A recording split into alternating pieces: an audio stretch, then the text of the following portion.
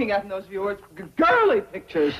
Ah, ba-ba-boo. Would you look at that? That's $250,000 in pure gold. I picked these up at the banker's stag. Mr. Drysdale, Miss Jane? Come in. How are you? I'm feeling frisky as a new shorn sheep. Wonderful. When you're happy, I'm happy. Miss Hathaway, give all the employees a coffee break. Chief, did you mean it? A real coffee break? Shoot the works, 3 minutes. They'll never forget you for this. Now, what can I do for you? Well, I want to draw out some money. Miss Hathaway, cancel the coffee break. How much? Oh, just a couple of dollars. Oh, go ahead with the coffee break. You see, I got to get some things for my new job. Job? Oh, Mr. Clampett, you don't need a job. You have $62 million in my bank and more coming in every day. That's right. And it keeps on coming in whether I'm sitting, standing, or snoring. Isn't it wonderful? No, it ain't. A man has got to earn his keep in order to be happy. That's the reason I went down to the, what you call, Department of Employment and hired myself out for wages. You didn't? I did, and they give me something I think I'm going to be real good at. It's outdoors, moving around a lot, getting a lot of exercise. What is the job, Mr. Clampett? Well, all I have to do is ride around hanging on this truck. And we go down the street, and we stop next to these big cans, and I just heave them up and empty them in the back of the truck. You're a sanitation engineer. And here's the part you're going to like.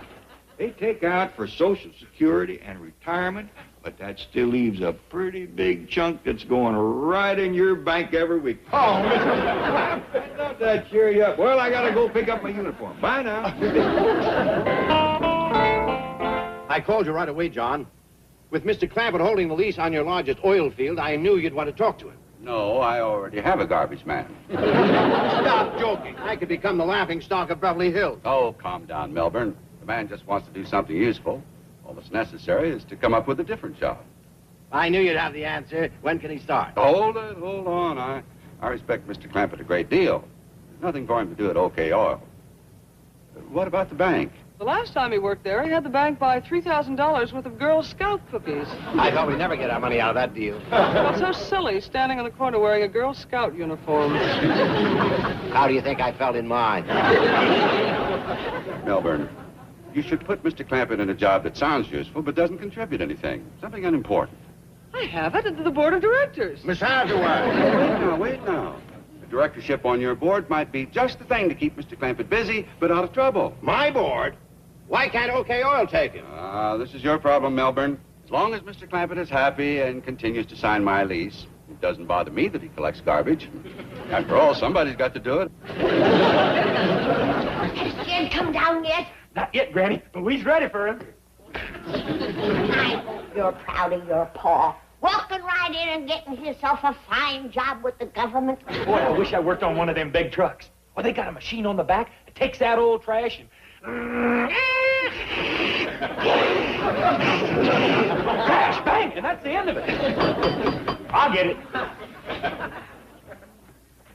Hi, Jethro. Hi, Miss Jane. You're just in time to see Uncle Jed off. Hi, Mr. Drysdale. Mr. Brewster. How are you? Ain't it wonderful about Jed's new job? Yes, I'll bet he'll have his hands full. I didn't mean his hands full. I mean, he'll be up to his neck in... Here he comes.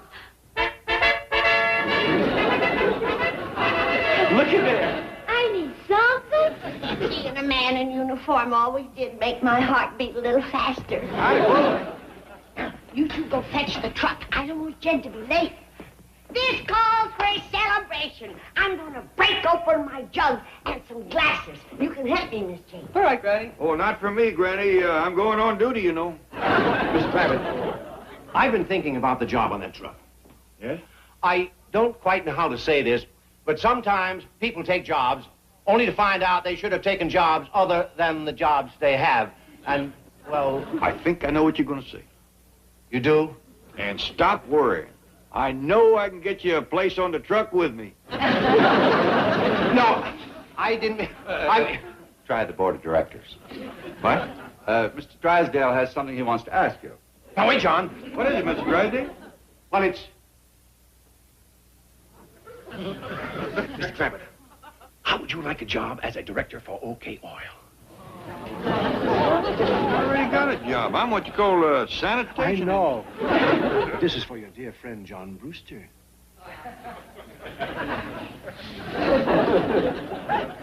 He didn't ask me. It's not easy for a man like John to come begging for help. Things that bad down to the oil company? Just say yes, please.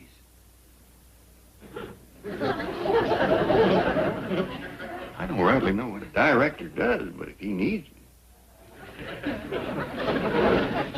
So, what's the decision? Are you on the board of directors? You betcha, Mr. Brewster. Wonderful. That's what friends is for. And just as quick as I turn in my uniform, I'm going to work for OK Oil.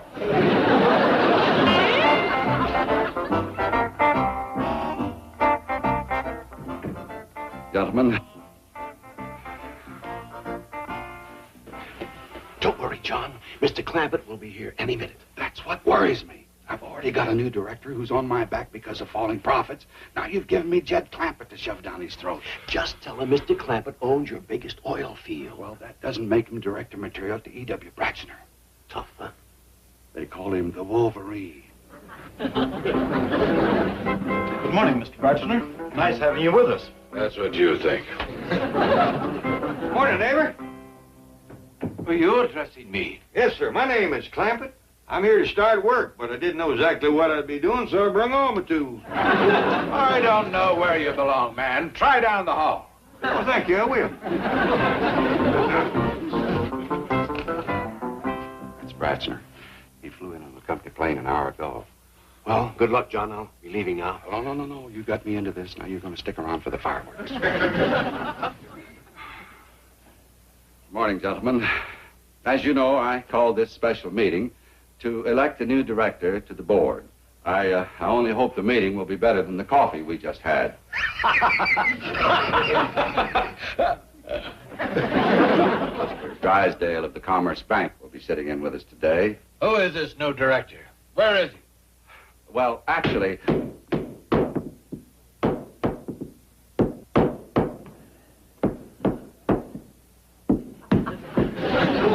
Hope the noise ain't bothering you. I seen this loose carpet in here, and I didn't want nobody to trip. Well, howdy, Mr. Brewster. Mr. Drysdale. I've been wandering around here like a cow in a cornfield looking for something to do. gentlemen, our new candidate for the board of directors.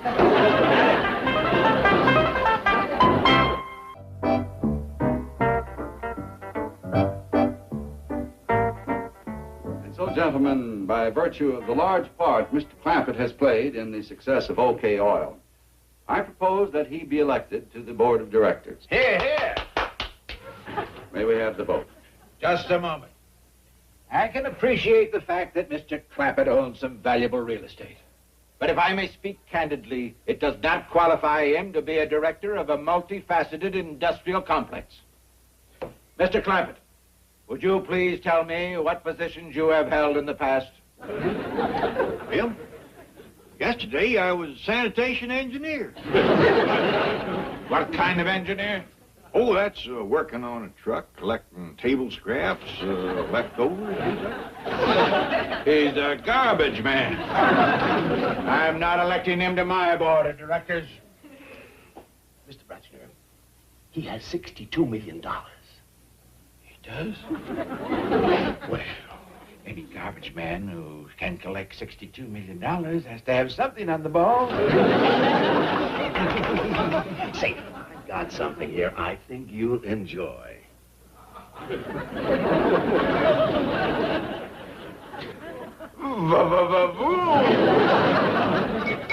Gentlemen, may we have the vote, please? All those who favor Mr. Clampett's election to the board of directors, raise their hand. Mr. Braxner. Oh, yes, by all means. Congratulations, Mr. Clampett. Well, thank you. Thank you. Well, now that I'm a director, can I get back to the loose carpeting? Oh, no, Mr. Clampett, that'll be taken care of. But we need you for more important things. Well, that's what I'm here for, to help. Oh, good. Just have a seat. Oh, howdy, Paul. We come to watch. Uncle Jed, you directing yet? Here I am, young'un. Say, I'd like you to meet these nice folks. Where's Granny? Here I am. Somebody ought to fix that loose carpet. I hate to say I told you so. How do you do, Granny? Howdy. What's everybody slicked up for? Is it a wedding or a funeral? This is the board of directors, Granny. I was just elected unanimous. Good. I got a whole basket of celebrating victuals for you. Hey, Grouchy, how would you like a pickled hawk egg?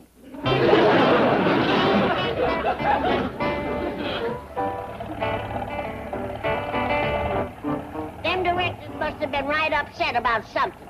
They hardly touched my victuals. I know what's bothering them, Granny. The OK Oil Company can't find no new well. Well, don't tell them about the one in our backyard. Yeah, I plumb forgot about that. Remember when I was digging that root cellar? When I swung that old pick and pow, there was oil everywhere. I hope you ain't gonna unplug the hole, Paul. Ellie, a friend's in trouble, and I'm on the board of directors now. Could be we might have to. I got the case for the time. I got the clippers. Well, Mr. Brewster or not, I was hoping that oil would give up and went away. Well, just how you feel, Granny, but we got to look. Here comes the blood. It's gone. The oil is gone. It's a dry well. It's a dry well. It's gone.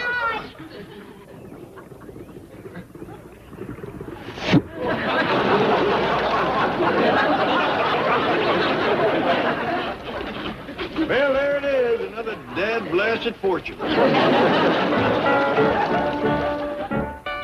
What do you mean you can't find that leak? That pipeline's been losing 30 barrels an hour for the past 2 hours. Yes, I know, but here the line goes under the city of Beverly Hills. And it would be almost impossible to dig under the... Surprise! Surprise! Surprise! Surprise! Surprise! It's them again. Let me out of here. He's gonna steal! Mr. Brewster, we brought you a present. Your oil trouble is over. Well, this is crude. I know, but we had to put it in anything we could find. I still ain't know where this come from. Well, exactly where did it come from? Well, I'd rather not tell, but it's real handy. You might say right in my own backyard. Mr. Clampett, how many barrels an hour is this well of yours producing? Well, I don't know, but in a couple of minutes it'll fill up a churn, a cheese crock, a milk pail, and 3 fruit jars. Well, you live here on Crestview Drive, don't you? Yes, sir. Mr. Clampett, this is my oil. That's right. It's all yours, and we don't want no thanks for it, and if you can arrange it, no money. Well, that's very kind of you, Mr. Clampett. Hey, you better find where to empty these, Uncle Jed. Yeah, we want to fill them up again. Well, ordinarily it would go down to the refinery here in Long Beach. All right, family, grab your oil and try not to spill none.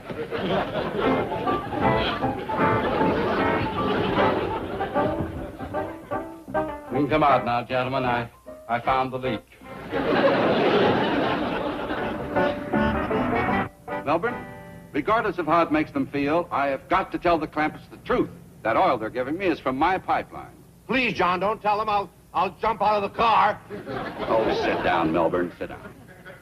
All right, you keep them away from the place long enough for my men to fix that leak. I won't say anything. Thank you, John. I'll think of a way.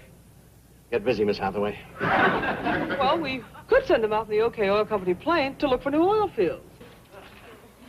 I ain't gonna fly, Jed, and you can't make me. I ain't got wings, feathers, or a beak. And you ain't getting me off the ground. I keep trying to tell you we are off the ground. We've been flying for a half hour. Yeah, we must be 15,000 feet in the air.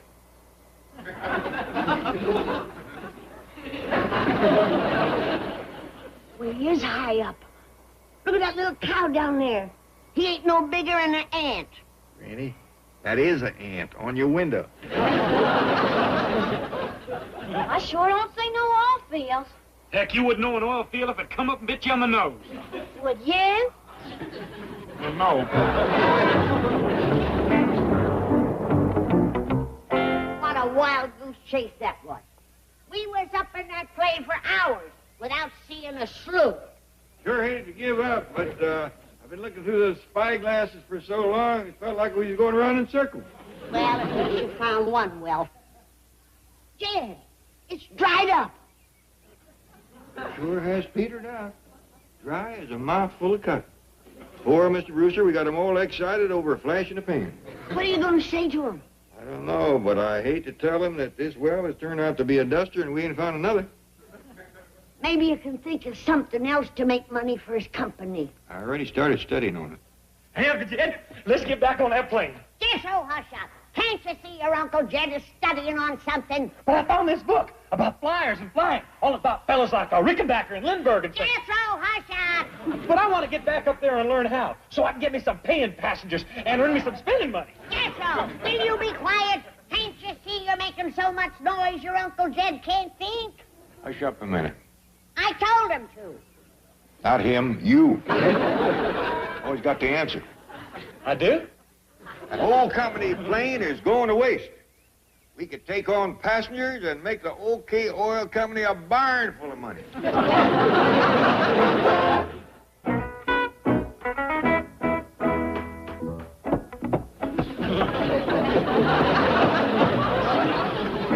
Howdy. I'll have this nailed down before you know it.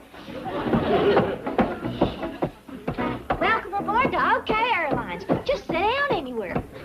Thank you.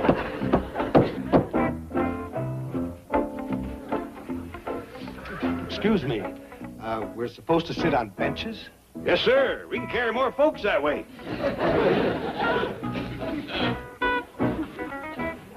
Yeah, that means I can take it to Albuquerque. You're flying to Albuquerque? That's right. Where are you going? Bombay, India. Bombay. I wonder why they put us on the same plane. It's a strange route. Maybe it's one of those special tourist deals. Well, all I know is my ticket costs only $10. So did mine. What's going on here? What have you done to this plane? Now, listen, Grouchy. We're letting you ride free on account of you're a director, but you gotta sit down and be quiet. What's this? It's Jed's idea. In case we hit a bump. There. That ought to hold you. That's a granny knot. You think this entire OK Oil Company is a commie plot? He's going to take off. Is these all the tickets you sold, Ellie? Right so. Well, it'll take us a little while before we get known. But in the meantime, we got to be on schedule. Say, are you the pilot of this thing? No, I'm the co-pilot. One of the VIPs who thought of this offered to sit in for me. Yeah. What kind of a flyer is he? Strange. Real strange. You know, John, the Clampetts might have something. That plane holds, what, 10 or so comfortably at $300 a shot? Oh, we could make a fortune by it. John? What's the matter, John? That's the OK Oil Company. Airplane!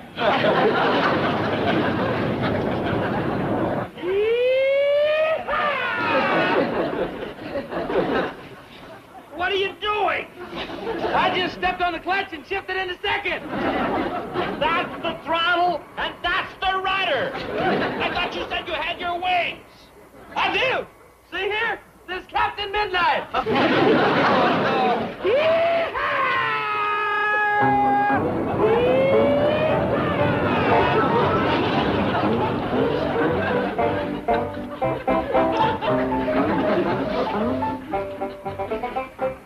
Those ropes were sure a good idea, Jed. Yeah, well, this might be a good time to offer up the free drinks.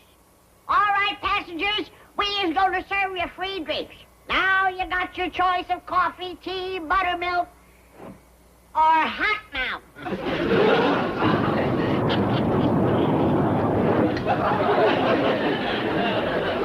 Who's flying this thing? I think you all better have hot mouth. I want to turn back. Me too.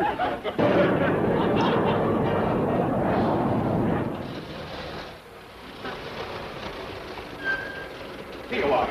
We've been out of our minds. Are you all right? Sure. For some reason, the fellow was going to Bombay, decided to get off at Albuquerque. Oh, what about Mr. Grassner? Did you land him in New York? Nope. Oh, no. He liked the service so well, he bought a round-trip ticket. It weren't the service, it was my rheumatism medicine. Rheumatism medicine. You and me, all around.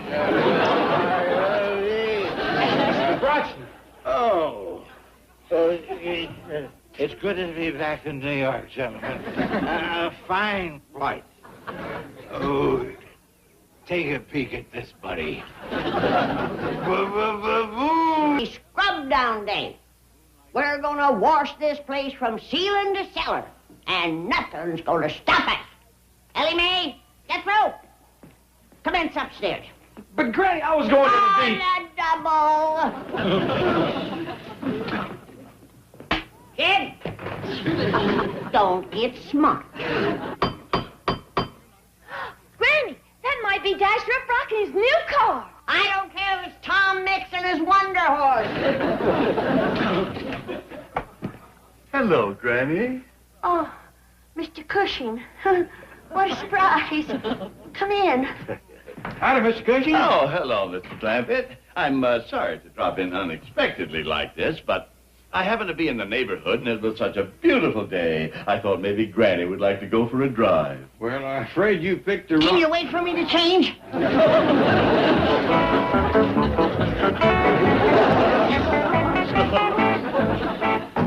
come on in the parlor and sit down, Mr. Cushing. I'll bust out some cool cider.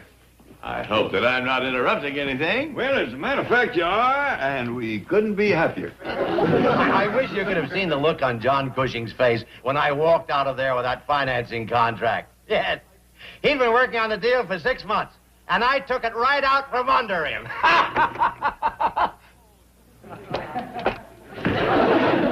Hello, Milburn. Now, just a minute, John.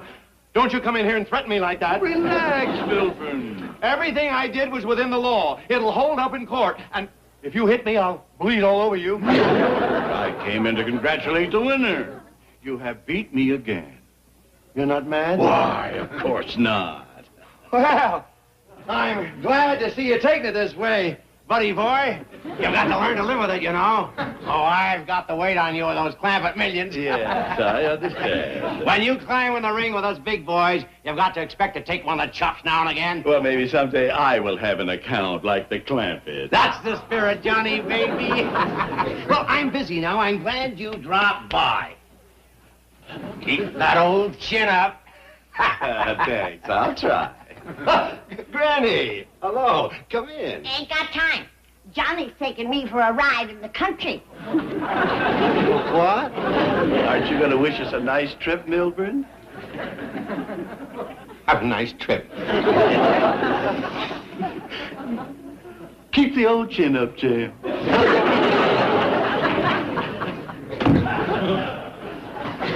Here, Chief. That's for revivers. Oh, thank you. I needed that. Lie down. That dirty account-stealing pirate. I'm going to report him to the banking commissioner for unfair tactics. Now, Chief, there's nothing unfair about Mr. Cushing having a date with Granny. There certainly is. He's single, and I've got a wife. A millstone around my neck. Hello, dear. Millstone. Margaret. Oh, dear. Hold out your hand and close your eyes, and Mobby will give you a sweet surprise. Margaret. In fact, I've got 2 surprises. Not now, dear. I've got trouble. Real trouble. This is just the thing to cheer you up. Close its little winkies. There. That's the first surprise. A picture of Daddy for your desk. Well, Milburn, have you nothing to say? What's the second surprise? This will really set your eyes to dancing. Daddy is coming out to visit with us. Oh. Now, don't let your joy be too ecstatic. There's one teensy dark cloud. Daddy just phoned me from Las Vegas. It seems that he had to change planes there, and in doing so, he misplaced his money. Oh, that is. This is a number where you can reach him and arrange to provide funds. I think it's the Las Vegas chapter of the Harvard Club. Toodaloo. I wouldn't bail that little grifter out of Las Vegas if he was my father. Chief. Misplaced his money. Placed it on the wrong number. Chief. Well, he can just stay there and... Chief! What? Lowell Redling's Farquhar is the answer to Mr. Cushing. What are you talking about? Well, don't you remember his last visit? How captivated Granny was? Yes, he did kind of charm her with that back bay baloney, didn't he? Stack the chips for me, will you? Well? Mr. Farquhar. Oh, this is Mr. Drysdale calling you from Beverly Hills. Oh. Thank you, my dear. Thank you. Keep these warm for me. Hello? Farquhar here. Oh, yes. Milburn, what's the matter, son? Me? Need money? I don't know where you heard that. Margaret said you were broken stranded up there. Hocked your Phi Beta Kappa key. That's right, and it seemed to have brought me a remarkable piece of luck. Bet it all, my dear. Oh, Daddy Farquhar, every chip? Every chip. What's that, Milburn? Oh, no. I can't come to Los Angeles now. In fact, I might stay here indefinitely. All right, everybody, get ready for pass number 6. Snake eyes, Oh, Daddy Farquhar, you crapped out. Milburn, how soon do you want me to be there?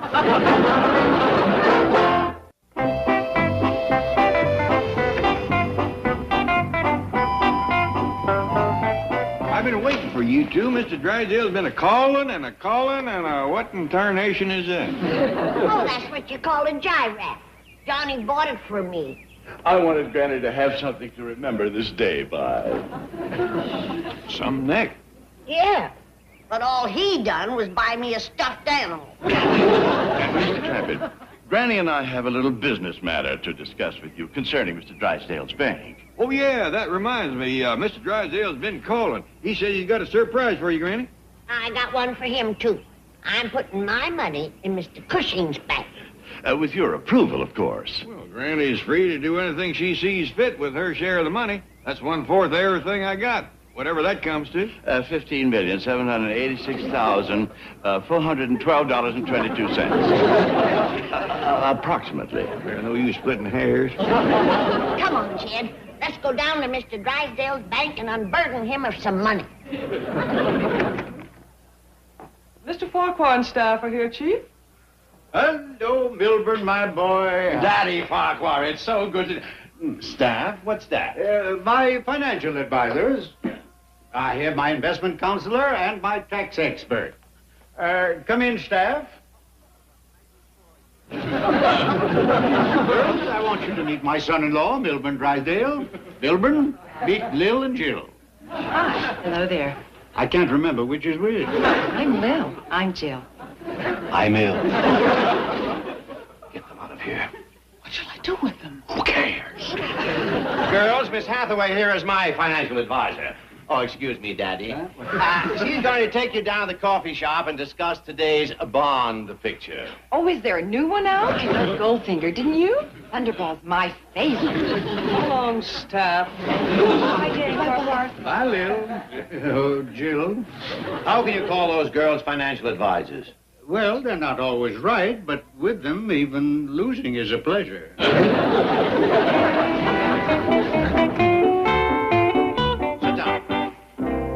Now, listen to me, you overaged delinquent. My biggest account is being romanced away by a rival banker named John Cushing. I want you to step in and cut him out.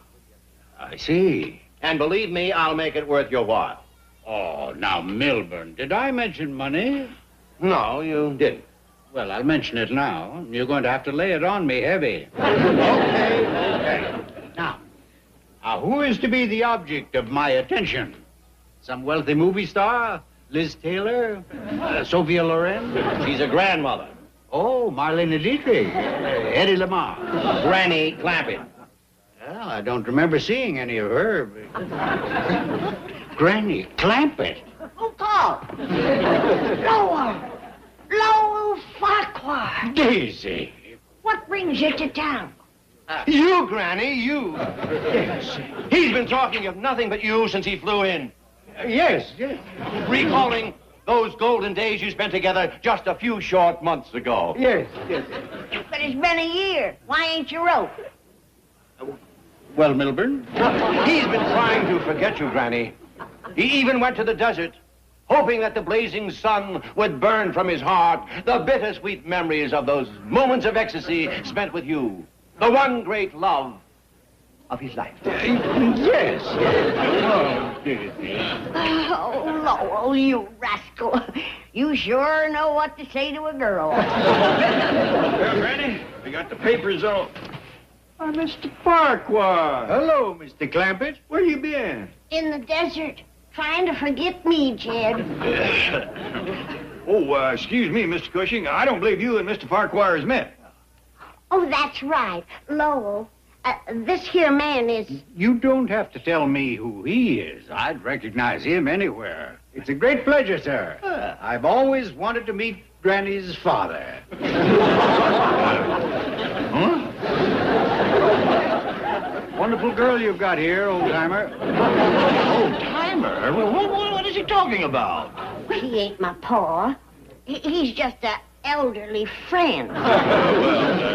Milburn, you and I have some business to transact. Granny is putting her money in my bank. What? No, wait a minute. Daisy, I didn't think you'd do this without my advice. Well, you wasn't here, Lowell, and I... Well, we figured it'd take some of the burden off of Mr. Dry, Davy. Burden? Oh, no, handling your money is a pleasure. Hi, may we come in? In fact, I just added these two young ladies to my staff of financial advisors. These girls are financial advisors? Yes. They're not always right, but with them, even losing is a pleasure. Doggy. Granny, you look like you stepped right out of the catalog. Your hair's different, Granny. Johnny likes it this way. Who? Mr. Cushing. He'll be here any moment. After he leaves, I'll change it for Lowell. He likes it down. You mean you got them coming one right after the other? Jed, I've got to make hay while the sun shines. It's been cloudy a lot of years. Granny, jot off a picture of your court and cider like you said. Court and cider? Hey, this ain't your hard stuff, is it? Of course not.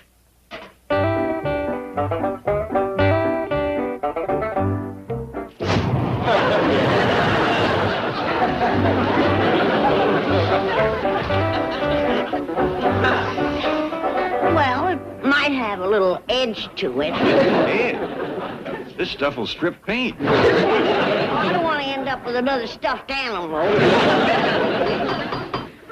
That must be Mr. Cushing. Want me to go, Granny? I want you all to go that way and stay out of sight. Sally, you take this quart and cider and put it back in a keg. Real gentle. No, Granny was counting on this to help Mr. Cushing to fall for her quicker. I'd have him fall quicker, but he'll be a lot longer getting up. Oh, come in. Come in. Ah, thank you. Oh, you have your hair up. Does it pleasure you, Johnny? Indeed it does, Daisy. Especially since I found this for you. Oh, thank you. Thank you so much. Oh, a comb for my hair. Yes. Oh. It's very old.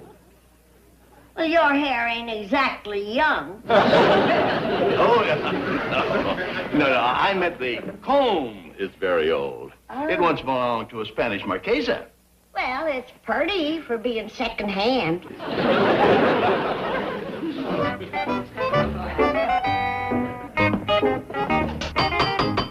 Milburn, Granny isn't expecting me till 4 o'clock. And besides, there's Lil and Jill. Forget Lil and Jill. I had enough trouble explaining them to Margaret. Did you have to tell them to take a sunbath in the backyard? Well, they like to keep up their tans, and they're expecting me to bring them some oil. You save your oil for Granny. Lame family always underfoot, set when you need 'em. Just when I had Johnny over. Oh, Lowell. Hello, Daisy. I didn't expect you until 4. Well, I just couldn't stay away. Oh, you ravishing creature.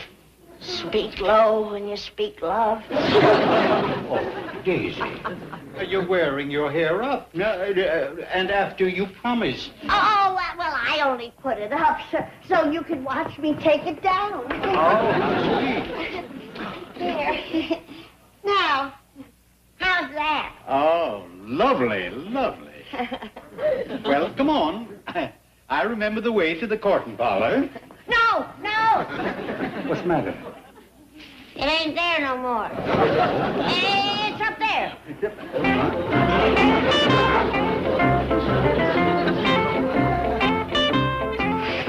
Well, this is cozy. Ain't it nice? Oh, is that for me, or did you bring your lunch? Oh, no, this is an orchid. May I pin it on? I thought you brought it for me. Nearest the heart. There we are. Don't let me stick you. There we are. I gotta go see in the mirror. No. You stay right here. Think about me.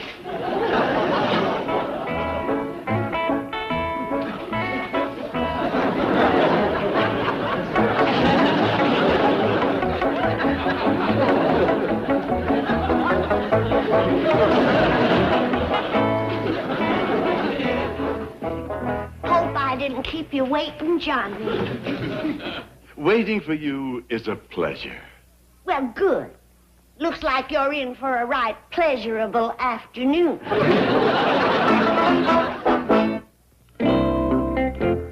Paul, I ain't never seen anybody move as fast as Granny. She's got Mr. Cushion in one room, Mr. Farquhar in the other, and They both here?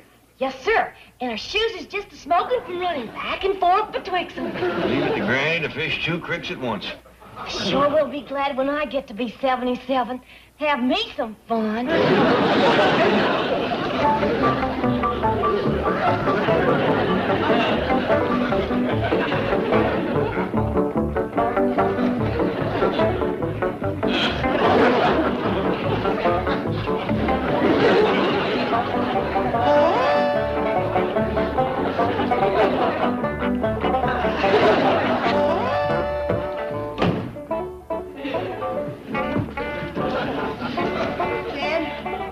Where'd you hide the cider? Granny, you know that stuff is too strong for them city fellas. It's for me. Well, you do look a mite drawed out. How you coming with a double courtship? Jed, I can't decide whether them fellas is after me for my looks or my money. Money come up, did it? Right now, court talk is running at a poor second. It's hard enough to pick a fella. I gotta pick a bank, too. Granny, I got a notion. You go back to your beaux, and I'll have a talk with them 2 financial advisors we met this morning. Tells me they is over in the Drysdale's backyard. You reckon they can help? I don't see why not. These experts at handling money.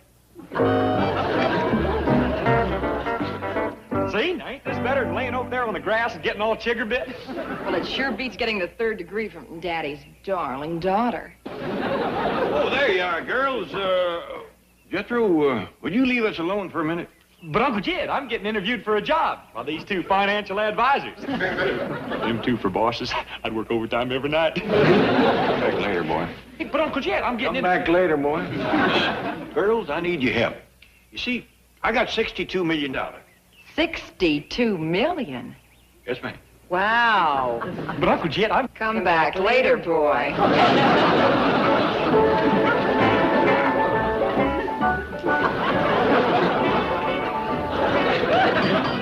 Back in a minute, Johnny.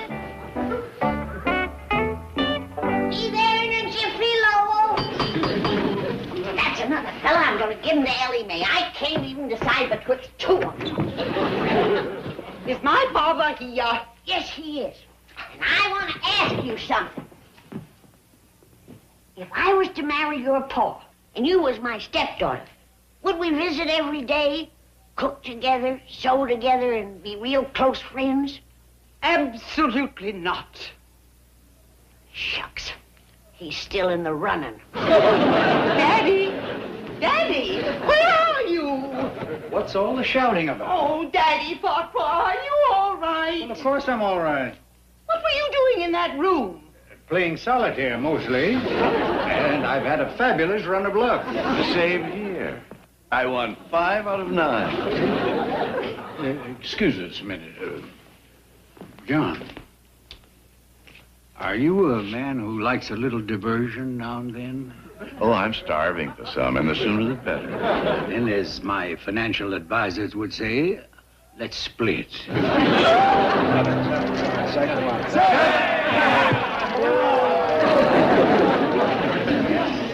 Oh, Daddy Cushing, that's your 5th straight pass. Well, John, what do you think of my financial advisors, huh? Lol, with them, even losing would be a pleasure.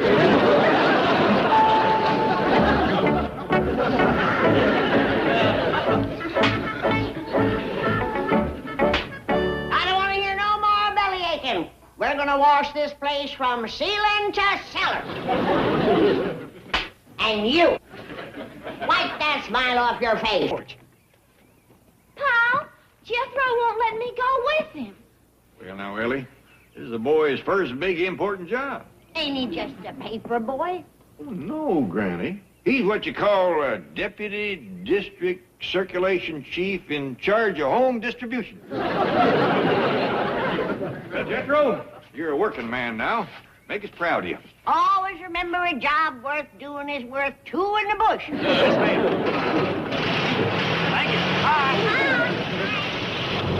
Oh, I should have asked him would he be home for noon victuals.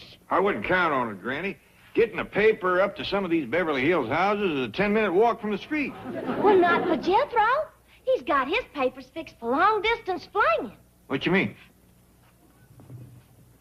Wrapped them around these here big rocks. Well, he can sail them among. Where do you get these roofing slates? A whole bunch of them fell off of Mr. Drysdale's roof. By themselves? Yes, sir. All Jethro done was loosen them.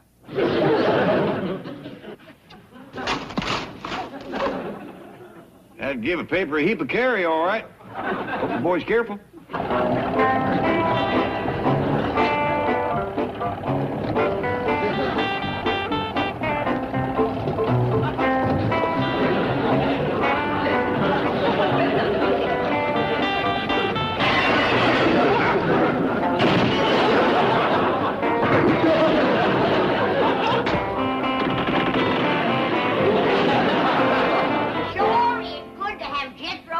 These ways we know he ain't getting into trouble.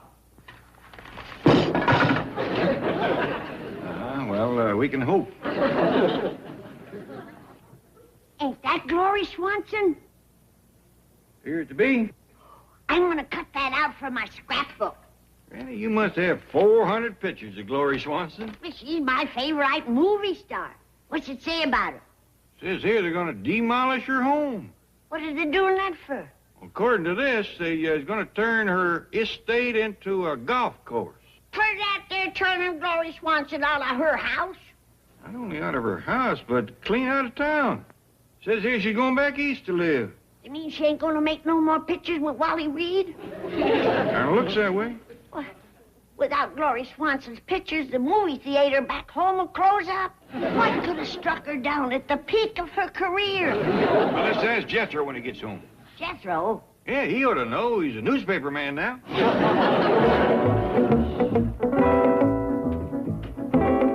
Good morning, Chief. Miss Hathaway, have you let it slip out that I'm behind this golf course deal? Oh, certainly not. Why do you ask? Somebody threw this through my window this morning with a rock inside it. Mr. Drysdale's office? Who's calling, please? One moment. Chief, there's a Mr. Miller on the phone who says he's associated with you in the golf course venture. Hello, Jack. How's it going? What? This morning? I'll call you back. Chief, what is it? The same thing happened to him. This paper, tied around a rock, through the wall of his bedroom. Apparently you've angered one of Miss Swanson's loyal fans. There has never been a movie star so idolized. She's a living legend. I'm not hurting Gloria Swanson. She wants to move out of that huge mansion. Yes, but to millions of her fans, you're demolishing a shrine. And then to read that all of her priceless possessions are to be sold at auction. That's her idea, too. Yes, but you can see how it might set off an eccentric fan. You think her fans are eccentric? What do you think Miss Swanson intends to do with the money? What? Donate her to the Actors Relief Fund. She's giving it away. How's that for having a screw loose? I think it's a magnificent gesture. When she could put it in my bank and collect interest? What kind of sickness is this? What's happening to our moral values? Chief, Miss Swanson is a very wealthy woman. She doesn't need the money. What are you, some kind of radical? If you want to do something, call the police. Let them find out who's throwing rocks at us. Good guys. Well, I got all the papers delivered. Got this extra left over. Well, thank you, Jethro. We got one. Okay. Well, you can stop worrying about pruning that eucalyptus tree. I see you're reading about Glory Swanson. She's on my paper route. She is. Yeah, she lives around here, doesn't she? Mm-hmm. If she had hogs, we could call them. Did you see her? But pretty near. Took the paper up to give it to her in person, but she was too busy. They was getting ready for auction. Auction? Yeah, it tells all about it in the papers. He's fixing to sell off everything on the place. Well, Granny, I didn't want to read you that part because I know how it gloomed you up back home when the sheriff put some poor soul's belongings under the hammer. You think that this could happen to Glory Swanson? One day she's queen of the movies, and the next day they're throwing her out in the street. Granny's always felt special close to Glory Swanson. We's look-alikes, you know. You and Glory Swanson look alike. If I've heard it once, I've heard it 100 times. Is she kidding, Uncle Jed? Oh, I've heard it 100 times myself. Of course, it was always Granny that said it. Come on, Jed. Where you going, Granny? To Glory Swanson's house to hold off the sheriff. Ain't nobody gonna push around my look-alike. That makes 101. Hold on there. Ellie Mae, fetch your granny back in here. Yes, sir, Pa. Put me down! Jed, are you gonna turn your back on Glory Swanson just when she needs us? Of course not, but we ain't going to go charging up there like a bunch of bounty hunters. Now, everybody get in your Sunday best. So when Miss Swanson sees us, she'll know we're Beverly Hills neighbors. Oh, howdy, sir. I wonder if we could... Coming through, please. Yes, sir. I wonder if we could see Miss Glory Swanson. We is... Okay, watch your step. Oh, yes, sir. Thank you, sir.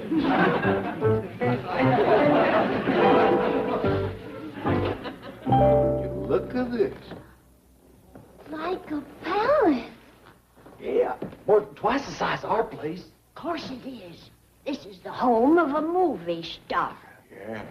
I ain't nothing but a plain, scrubby, old, everyday millionaire. Hey, look here. Ain't she beautiful? She is for a fact. You notice how our eyes is alike? Yeah, you both got two. Come here and sit down and remember where you are. Just a minute. Who are you people? We is the Clampetts. And we is true, loyal friends of Glory Swanson. You're kidding. That surprises you, don't it? Yes, it certainly does. Looks like everybody but us has turned their backs on her. She's got lots of friends back in the hills where we come from. Swell. Oh, okay, fellas, take the sofa. Hold on. Where are you taking this? To the auction. No, quick, young'un. You ain't taking this without us. All right, fellas, move the chairs first. Now, look here, I'm getting a little fed up with it. Mister, but couldn't you leave something? No, sir. Every single thing in this house is going to be auctioned off. All right, fellas, take the sofa. Come on, pick it up. Put her down.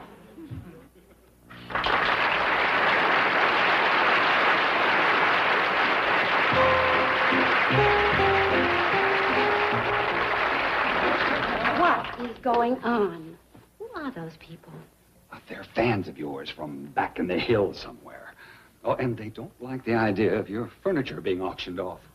Sweet, I'm very touched. Well, the fellas now get rid of them. No. Please, I want to talk to them. I'll see you when you come back.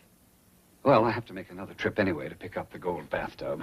Mr. Foley, I want to take that tub back east with me.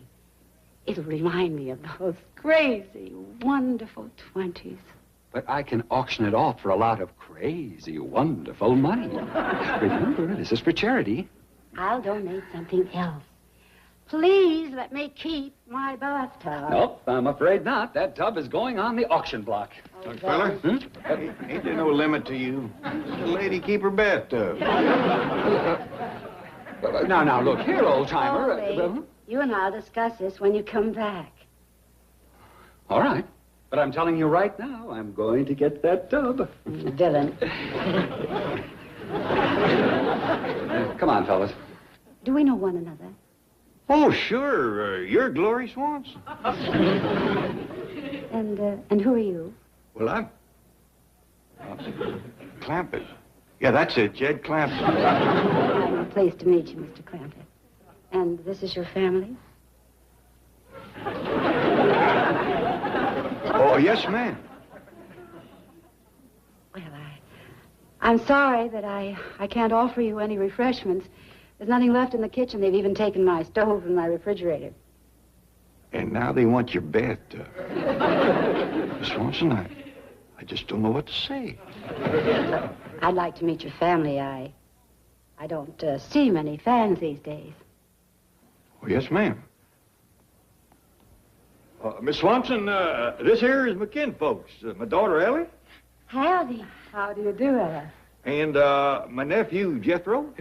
Howdy. And this here is Granny. I reckon you ain't got a greater fan in the whole world than her, less than it's me. We look alike, you know. Yes, I can see the resemblance. Hear that? Won't you sit down? Well, thank you, Miss Swanson, but we've took up enough of your time. We'll be moseying home. Oh, Jed, I want to ask Miss Swanson when she's going to make another picture like Society Scandal. Oh, Society Scandal. You remember that one? Yeah. Jed and me seen it twice. Well, that was a long time ago. Oh, yes. Clean last summer. You two attended the Silent Film Festival in Venice? No, ma'am. We seen it at the Bijou Theater back in Bucktussle. Tussle? Yes, ma'am. My cousin Pearl plays by Annie there. Still showing my silent films? You betcha. Miss Swanson, don't judge the whole country by these fickle Hollywood folks. Back home, you is a queen of the movies. You always have been, and you always will be. How wonderful. When are you going to give us some more zingers? Like Gilded Cage, Male and Female, Manhandle? I'm afraid I'll never make movies like those again. I don't see that. Sure you will. Oh, take my word for it. That golden era of filmmaking is gone forever. No. Granny. Miss Swanson, we'll be running along. Now, you get your feathers up out of the dust. I got a feeling things are going to change. Miss Swanson, before we go, can I have a picture of you? Well, you certainly could, but I'm sorry I don't have any. Oh, well, how about this one here? Jethro, put that down. You can't take her painting. I wish I could give it to you, but it has to go on the auction block with everything else. The money is badly needed. I think we best get out of here. Oh, look at there.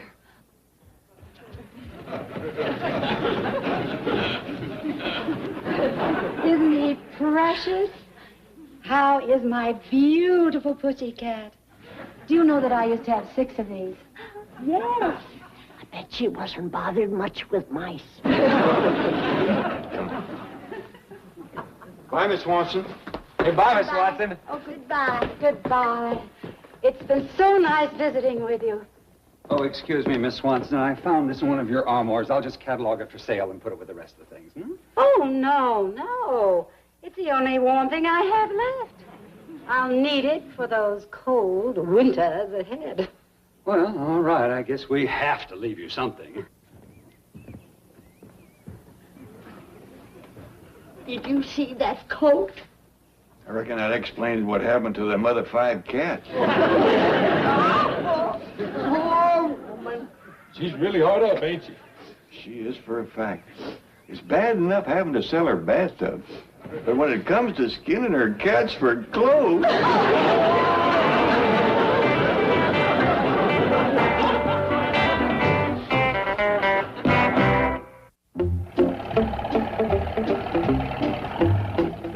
But you got to admire that Glory Swanson. Hollywood has turned its back on her. They's tearing down her house. Her furniture is going under the hammer. Before long, she won't have a tub to wash in, and she still carries herself like a queen. What can we do to help her, Paul? Why don't we just haul off and settle about 10 or 12 million on her? Oh, Jethro, we don't want to rob her of her pride. Well, we could go to the auction and buy everything. That wouldn't do no good. The sheriff gets the money. How come she don't make no more movies? Well, Jethro, I understand that's the show business. One day you're living high on the hog. Next day you're down to wearing a catskin coat. Jake, you own a movie studio. You have her make a picture. Granny, I generally leave all that movie stuff to Mr. Chapman. But it would be nice if she could earn the money she needs. You tell Mr. Chapman to get a hold of Thomas Meehan or Wally Reed or Rod LaRock and turn out another blockbuster like The Wages of Virtue. You're looking for Mr. Chapman. He's on stage 7. First one on your right.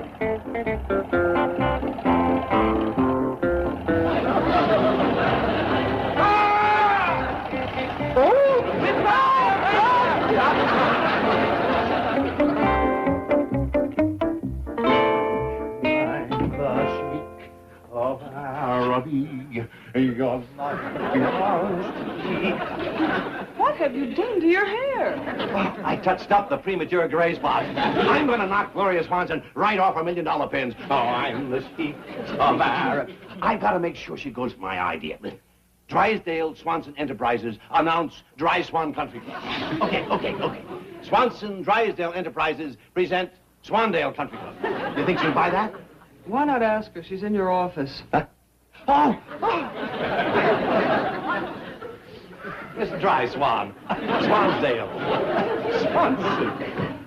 I'm Ilbrin Drysdale. Oh, Mr. Drysdale, you're a much younger man than I expected. Really? It's a pleasure to meet you. Isn't this smog terrible? Yes. It gets on everything. Miss Swanson, we have a little business to discuss. Now, if you'll step over here, I have an artist's conception of how your estate will look as a golf course.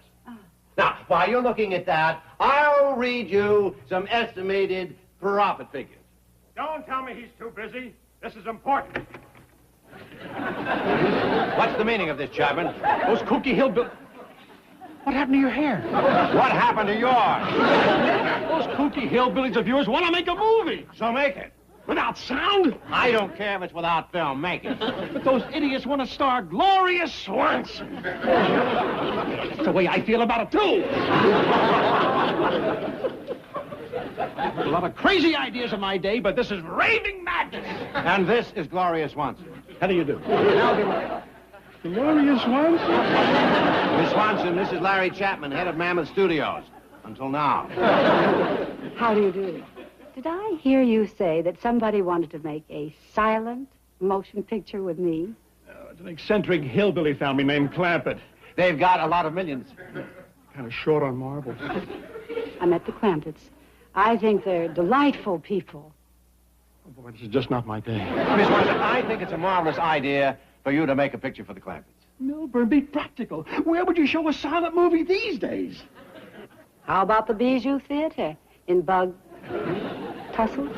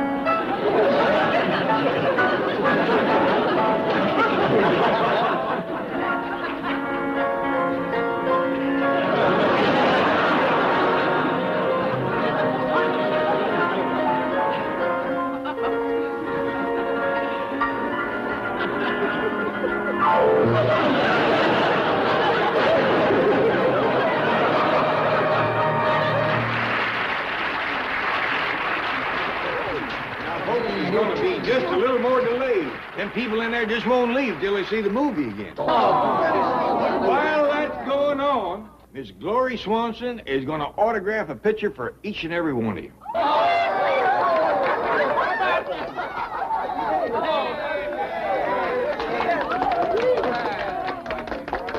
Miss Swanson, you were the biggest thing that ever happened to Bug Tussle. Bug Tussle is the nicest thing that ever happened to me.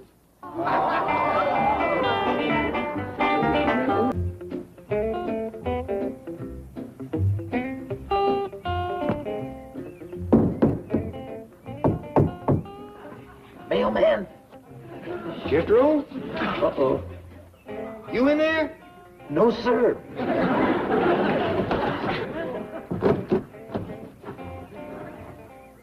Howdy. Get up from there. Yes, sir. What's the big idea? I'm mailing myself to Paris. Paris? Uh-huh. To the Follies Bergère, where they got all them dancing girls. You can't get to Paris like this. I can't? Oh, yeah. You got a stamp? Oh, now get out of there. But, Uncle Jed, Granny says for every goose there's a gander, and for every fella there's a girl. So? So somewhere there's a low-down dirty sneak with two girls, his and mine. That ain't it, Jethro. You probably just ain't been going the right places for meeting them. I know. That's why I'm headed for Paris. If you ain't got a stamp, just send me COD. You ought to try around here first.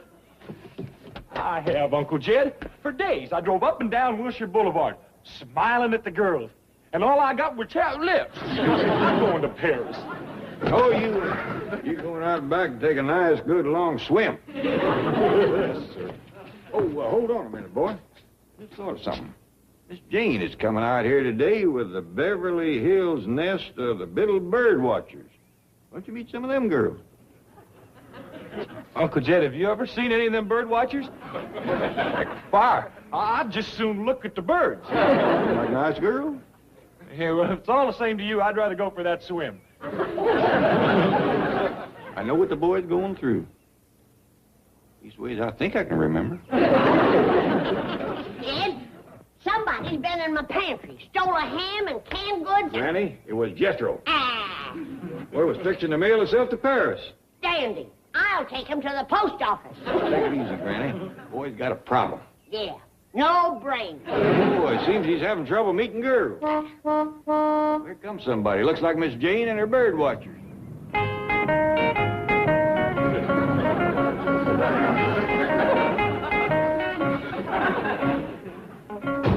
Greetings, bird lovers. Oh, you. I want to thank you for allowing my little band of fledglings to nest in your verdant sanctuary as they sharpen their sense so as to better pursue their ornithological avocation. I thought you was going to watch birds. We are out by your pool. It's the perfect spot to give my recruits their basic training. Oh, well, make yourselves right at home. Is Ellie going to join you? Oh, no, indeed. Ellie is no longer a recruit. She has already earned her feathers. Troops, steers, out!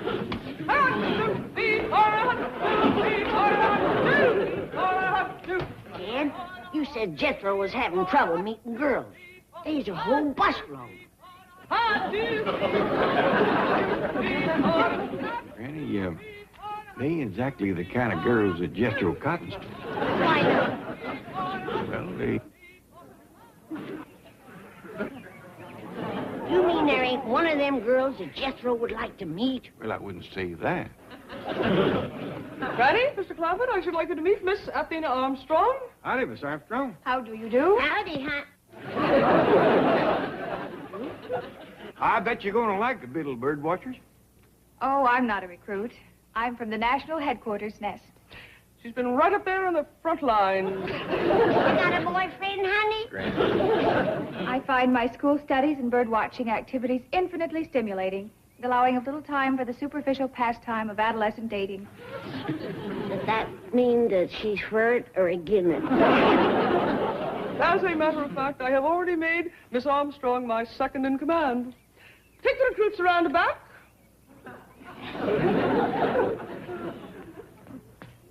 Attention! right, hiss. Forward,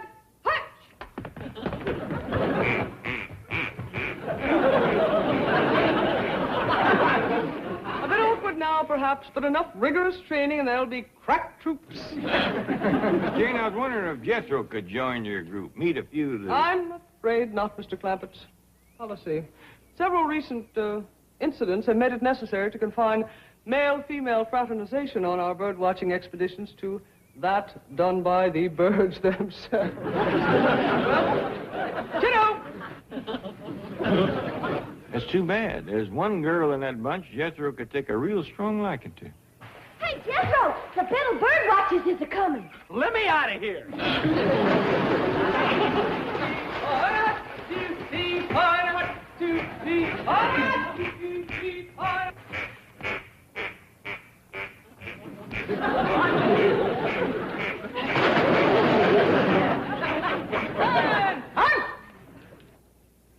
All right, recruits, we'll begin your training with some close order drill.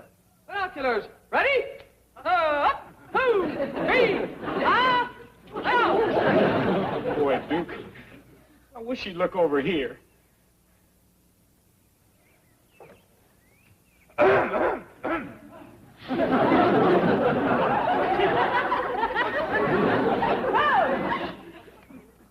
Jethro, would you please stop that? You'll scare away the birds. And now let us assume that we have heard a bird call which we suspect is that of the yellow-rumped warbler. Listening positions. Up. You ain't paying no attention to me at all, Duke. I'll try the old sympathy approach. Baby! Do you need help? Yeah, I sure do. Good girl. Grab him. That's it. Well, keep his head out of the water. Wonderful. You've done it. You're saved!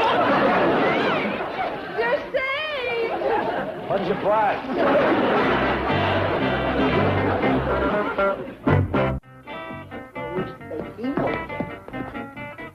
That big cluck, Jethro. Must have had 50 pounds of canned goods in that box, and he forgot a can opener. No matter. If the boy gets hungry enough, he knows them open with his teeth. Well, he better quieten down, now that his girl problems is settled. Settled? How? He's decided to join the Biddle Bird Watchers. Oh, Miss Jane told me they don't take fellers. I told him that, but he said that he thought up a sure way to make her change her mind. Well, he's just wasting his time. You see that?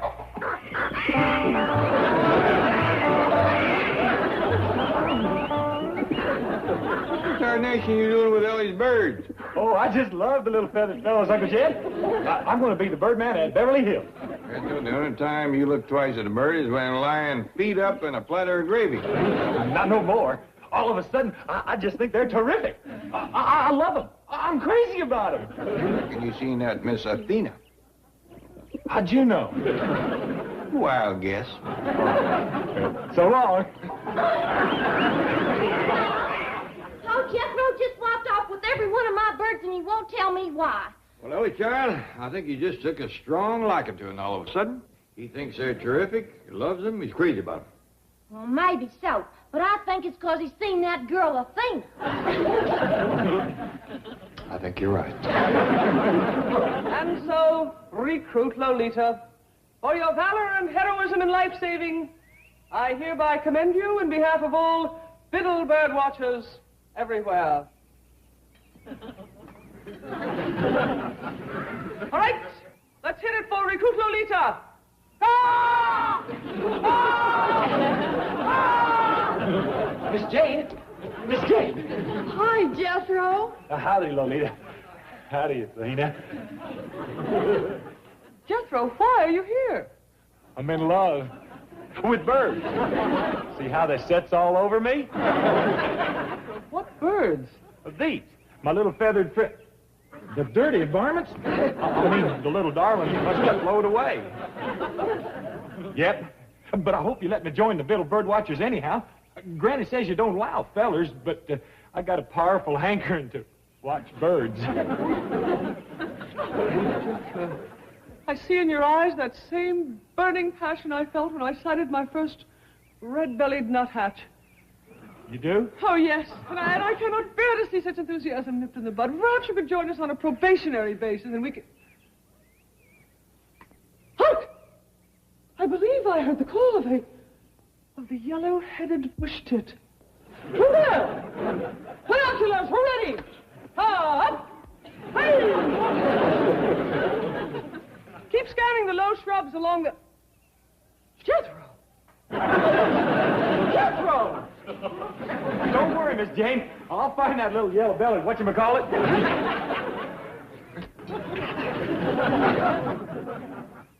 Oh, come on, Miss Jane. Oh, gee whiz, all I want to do is study nature. Wait, Jethro! Hey, ha, ha! I did it, yeah!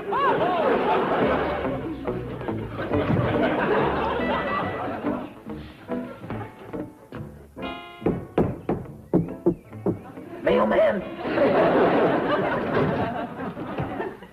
Oh, kid. Please let me mail myself to Paris. I even put on airmail stamp. So you couldn't get into bird watchers, huh? It's my own fault. With Athena around, who can watch birds? Yeah, I see your problem. I just want to go to Paris and forget all about her. So please stop ripping my box open. It's miserable work, taping it up from the inside. Tell you what, Jethro, you hold off going to Paris a while, and I'll talk to Miss Jane for you. All right, Uncle Jed. It won't do no good, but I gotta wait around anyway. It's gonna be a while before I can lick any more of this paper tape. Clampett, how are you? Well, I'm fine, Mr. Drysdale. Say, if you come to pick up Miss Jane, she's out back with her bird watcher. Oh, no. She's off today. You know, 20 years ago on this date, I took over the presidency of the Commerce Bank.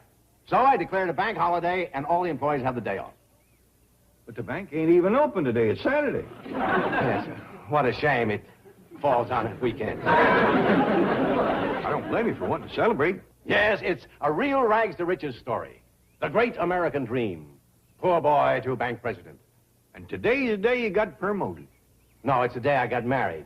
Margaret's grandfather was chairman of the board. I suppose every holiday has its sad side. Well, speaking of being sad, maybe you can help me with Jethro. He's got a spate of girl trouble. Well, you bet I can.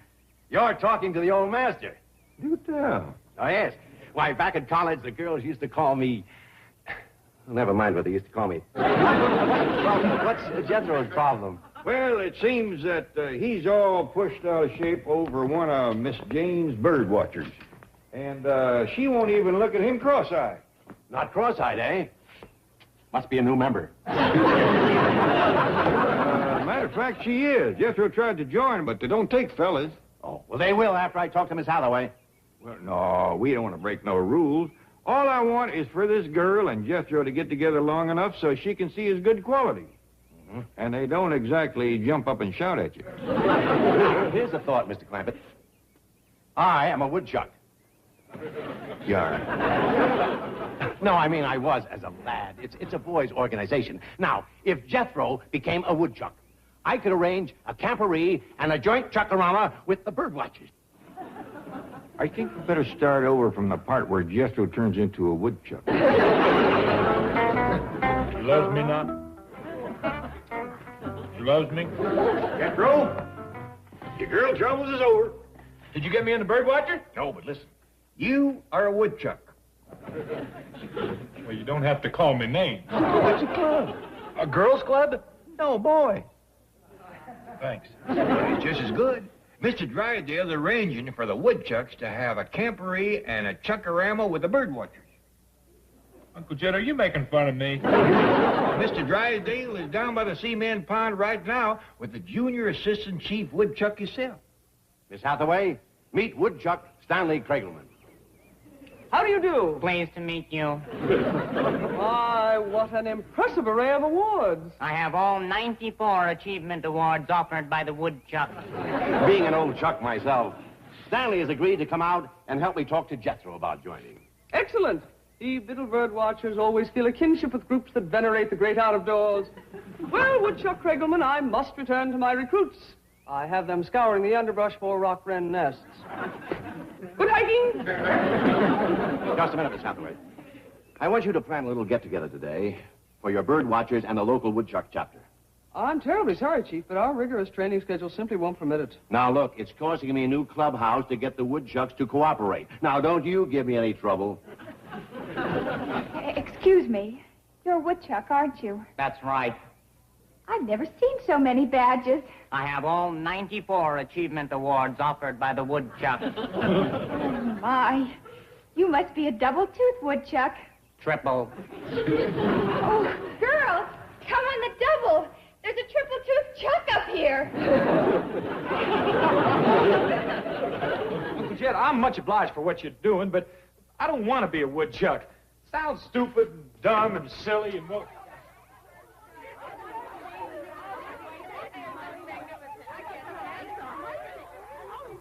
Like I was saying, Uncle Jed, the woodchuck sounds stupid, dumb, and silly.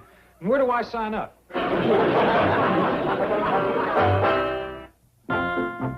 Boy, no wonder Athena went for you. Why, you got more trimming on you than a Christmas tree. These are achievement awards, Jethro. Well, when I become a woodchuck, I'm going to have me twice that many. Really? Mm-hmm. I'm going to buy me enough to cover me head to toe. You can't buy these. They have to be earned. Now, this is the Woodchuck Handbook. It tells all about them. How many of those things you got? I have all 94 achievement awards offered by the woodchuck. Woodchuck ho! Woodchuck ho! Woodchuck ho! Hold on, you aren't a woodchuck yet. Ah, but he soon will be. They're having a special initiation for you this afternoon. Swell. I hope Athena will still be there by then. I've already arranged for the bird watchers to attend your initiation, including that certain someone. Dog! What someone? Athena! Oh, yeah. I was just telling Jethro about the achievement award. He might as well start on one even though he's not initiated. Oh, that's a good idea. Oh, Jethro, you're going to love chucking. I remember the good old days when I was a junior assistant chief woodchuck. You? You'd better believe it, son. Oh, I took my pack in some great outings. A hike through the Federal Reserve Bank. A camp out in the vault of the Savings and Loan. Drysdale, my pack doesn't do anything like that. We learn first aid and community service. First aid community service? What are they teaching American youth? But I don't care, just so long as you get something shiny from my uniform. First aid community service. The woodchucks are going to the dogs. Jed, where are you? Oh, Jed. What you all excited about, Granny? Look what I found out on the front porch. Oh, I see you found Elmer and Porky. Are these yours? Yes, I brought them to show Jethro. Well, that's fine. What are they? Guinea pigs. Hip, hip. Hello. Pigs. Them was the smallest pair of porkers I ever seen. Just runts. Is they full grown? Oh, yes. But it's taken 2 years of careful feeding to get them this big. Hey, where's Stanley? He said he was going to give me a couple of his guinea pigs so I could get my first achievement award. Don't get your hopes up, boy. Both his hogs together wouldn't make a good-sized pork chop. Then I'll raise something else. It says here, don't have to be guinea pigs. To qualify for this award, you can raise hamsters. Hey, here's something I know about. It says you can build an ant farm. There you go, boy. You'll have a full set of teeth before you know it. Very well, recruits. You have now completed phase 1 of your basic training. However, before we continue on to phase 2, I have a special treat for you.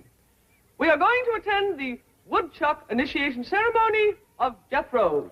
Hooray! I hope it will not be necessary for me to remind any one of you that this is a solemn occasion. Well, there's my ant farm. Take a look. There's the barn, and the farmhouse, and the silo. Wait a minute. Something's missing. What? The ants. Time for your initiation, Jethro. What's that? Well, that's my ant farm. Jethro, an ant farm is supposed to be put between two sheets of glass. Glass? That's great if you don't mind squashed ants. I wonder if that's the way he raised them 2 pigs.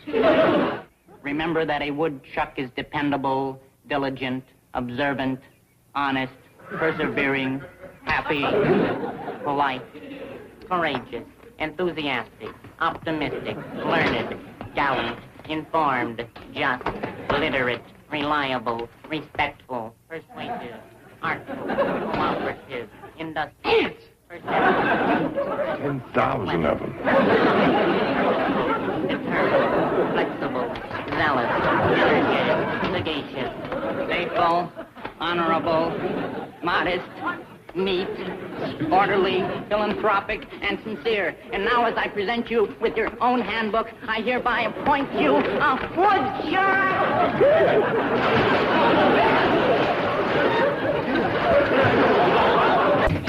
And each one of them with a persimmon in his mouth. Granny, you're really putting it on. Well, it ain't every day that Lester Flatt and Earl Scruggs puts their feet under your table. They've been eating in them big city hotels.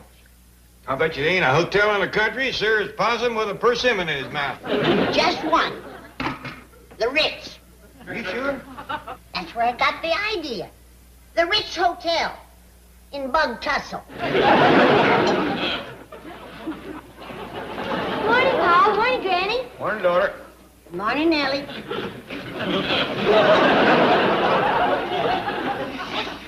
What happened to her skirt? Either it shrank or she's commencing to grow again. Ellie Mae, you wearing boots? Oh, yes, sir, Paul. You fixing to go wading? No, sir, Paul. Well, your skirt is short enough for it. In fact, you're showing more meat than a butcher's window. Oh, this here's what you call a mini skirt. Minnie who? Sure can't be Minnie Pearl. Hiya, doll. How's it going, baby? What did he call me? Sounded like baby. Jethro! Be right with you, sweetie.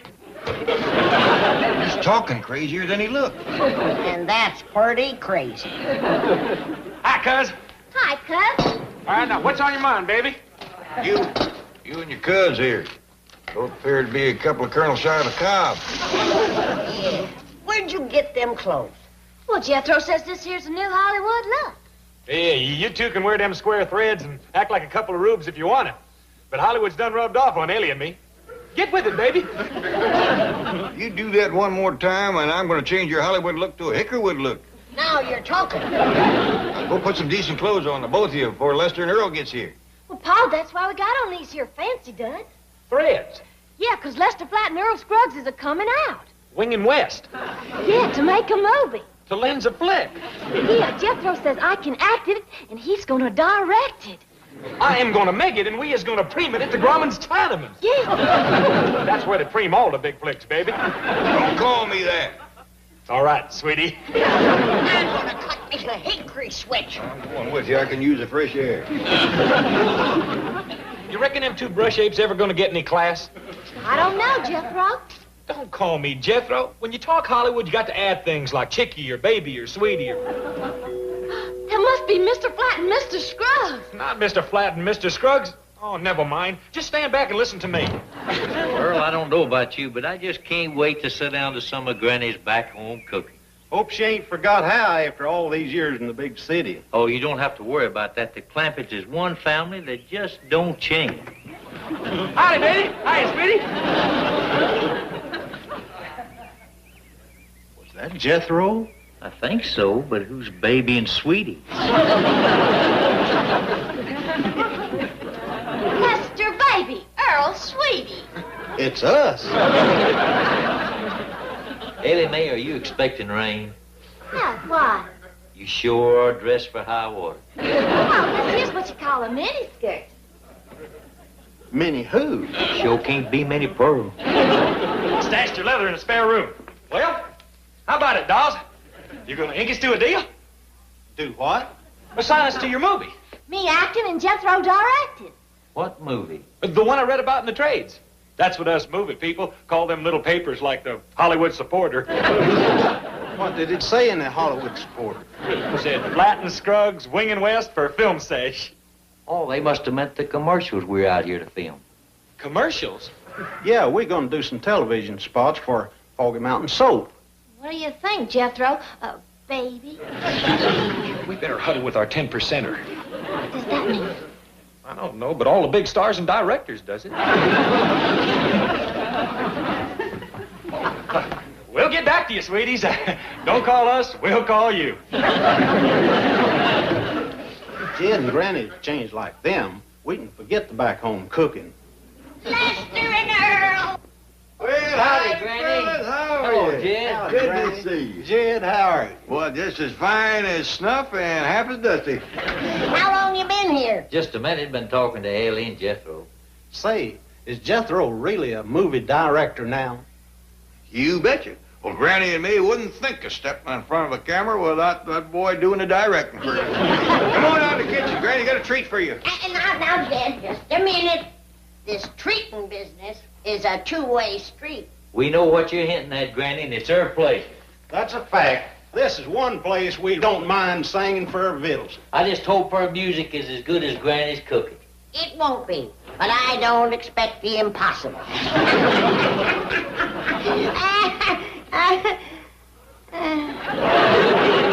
Here's a good one for Granny. Mama, you've been on my mind.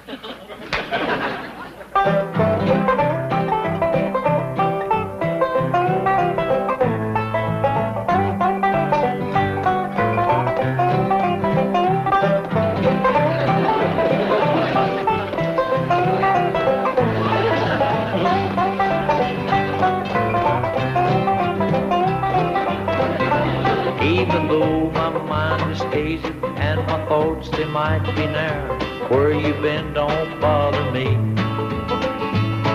Or bring me down in sorrow. It don't even matter who you're waking with tomorrow. Mama, you're just on my mind. Mama, you're just on my mind. When you wake up in the morning, baby, look inside your mirror. I won't be next to you. You know I won't be near. I'd just be curious to know if your reflection is as clear as the one that I've got on my mind. As someone who has had you on his mind. Just breathing to myself, pretending not that I don't know. Mama, you've been on my mind. Mama, you've been on my mind.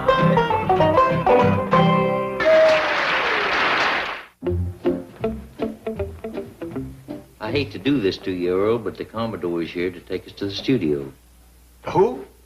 Mr. Ratterman. He's the head of the advertising agency. Yeah, owns a boat and likes to be called the Commodore. Fetch him in. I'll dish him up some possum. Oh, he's already had his lunch, Granny, but I would like you folks to meet him. Come on in, Commodore. Well, well, well, ahoy!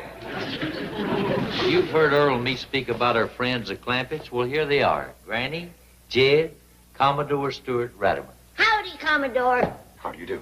Right, pleased to meet you. The pleasure is mine, sir. Oh, boys. These are the two people I've been looking for. Why? What did we do? No, I don't mean that. What I mean is, you are the perfect types for my commercials. Well, how about it? Would you like to be on television? Well, we ain't actors, Mr. Commodore. We couldn't be nothing but ourselves. That is exactly why I want you. That honesty and believability will come across on the camera. It'll sell the product. We couldn't sell nothing. Jed. We're just a couple of plain old ridge runners. Jed. Folks wouldn't care shucks about seeing us. Jed. I want to be on the television. Why? 'Cause them soup commercials I made was never showed after I told the folks back home to watch them. Well, this'll be shown, I guarantee it. Please, Jed. I want the folks back home to see us on the television. How about just using Granny? Oh, no, I'd like to have both of you. Please, Jed. Well, all right. Yeah! Come on, we'll go get dressed up in our Sunday best. Oh, no. I want you in your old, everyday work clothes. Well, if that's what he wants, let's go get on some old clothes. Commodore, we think maybe you just took on a boat full of trouble. Oh, now, what are you talking about? They are great. They'll sell soap by the carload, believe me. I know my commercials.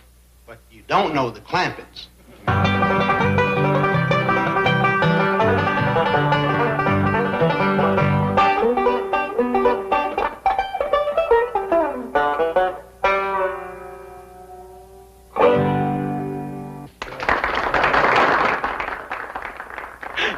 Listen to that. The minute I walk through the door, they commence clapping. Boy, they know a big director when they see one. I ain't clapping for you. That's for Flat and Scrub. Listen, Ellie, if you're going to be my yes girl, you got to say yes to everything I say. All right. Yes, JB. Yes, JB. Where you been? Visiting all the stages. Man, I got that director's lingo down pat. Listen to this. Clear the sets. Hit the arcs. Action. Roll them. Take 5. Who's that idiot? I think that's your director. Yeah, that's him. You've got to be kidding. Hey, Jethro. Howdy, sweetie. Be with you in a minute. Sorry, sailor, no visitors on the set. Cut! Print! Did I tell him no visitors? Yes, JB. Jethro, this gentleman is the head of the agency that's making these commercials. Commodore Stuart Ratterman. Well, hey, glad to meet you, Stu, baby. Don't call me Stew, baby. My name is Ratterman. All right, rat, sweetie. How about calling me Commodore? You're on, Commie. Hit the grips, strike the booms. Let's see some dolly. Who are you, his nurse? No, sir. I'm Jethro's yes girl. No matter what he says, I got to say yes to it.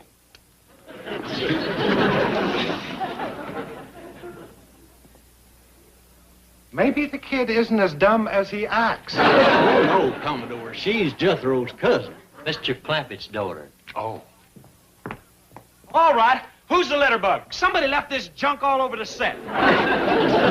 Was it you, Commie? Please, could we go back to Stew, baby? All right, Stu, baby, but you got to get rid of this stuff, especially that big in there. When I go to shooting Flat and Scruggs, it's going to show up in the picture. That is the whole idea. This is the sponsor's product. It's what we're selling in these commercials. Oh? I'll tell you what. Let's start off by filming Lester and Earl doing the Foggy Mountain soap theme. Then you can sort of get your bearings. Oh, you're a sweetheart. Sweetheart. All right, that's a wrap. Pull the plug. All right. Who's the clown that turned out the lights? Hit the lights, boys. All right, now, come on, let's get set up for a take here. Wardrobe, makeup, on the double, everybody. Places, let's go. Hey, just a minute. I do the hollering around here. Who are you? I'm your assistant. Oh. All right. You can holler a little. Commodore, you'll be doing the off-camera announcement as usual? Oh, yes. I wouldn't trust anyone else with those beautiful words. Fine. All right, quiet on the set, boys. This is the take. Me. All right, roll 'em. Foggy Mountain soap commercial, Flat and Scruggs, take 1. Action. Foggy Mountain soap. Now with new patented Super Sat to super saturate your wash with super saturated suds presents Lester Flat and Earl Scruggs. All the best darn soap is Foggy Mountain soap. It gets your clothes much brighter. You can bet your hat it'll make their scat and make your... Hold it. Hey, before I can direct this scene, there's something I gotta know. What's the motivation? What's the what? The motivation.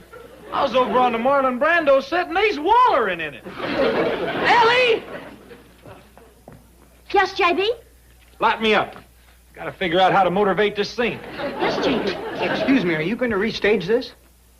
Am I gonna restage this? Yes, JB. Are you out of your mind? Am I out of my mind? Yes, JB.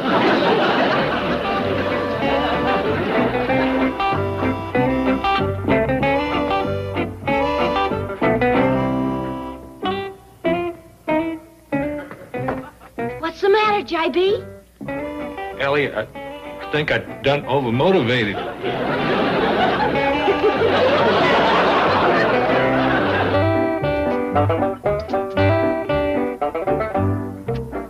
Good.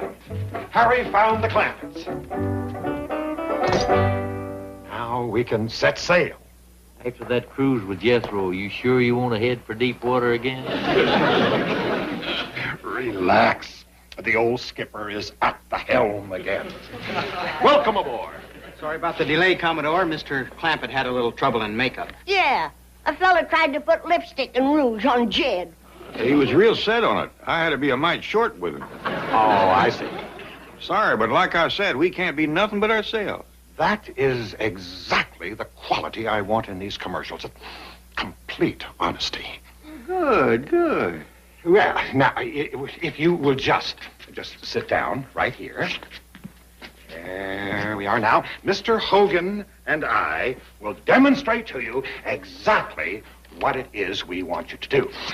Now, of course, I want you to put this in your own words, but this will just give you the sort of general idea. Now, here, Mr. Hogan.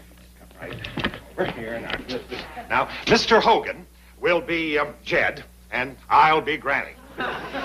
All right, now, the camera's rolling. Camera's rolling. Now, here we go. Howdy, folks. Howdy. This feller here does a lot of hunting and fishing and chores, and he gets his clothes mighty dirty. But that don't worry me none, because right here in my kitchen, I wash his clothes with the best soap made. Now, at this point, we're going to come in close up of the soap. So we'll just take it up to there to start, okay? Fine and dandy. Good. Now, if you just right up here.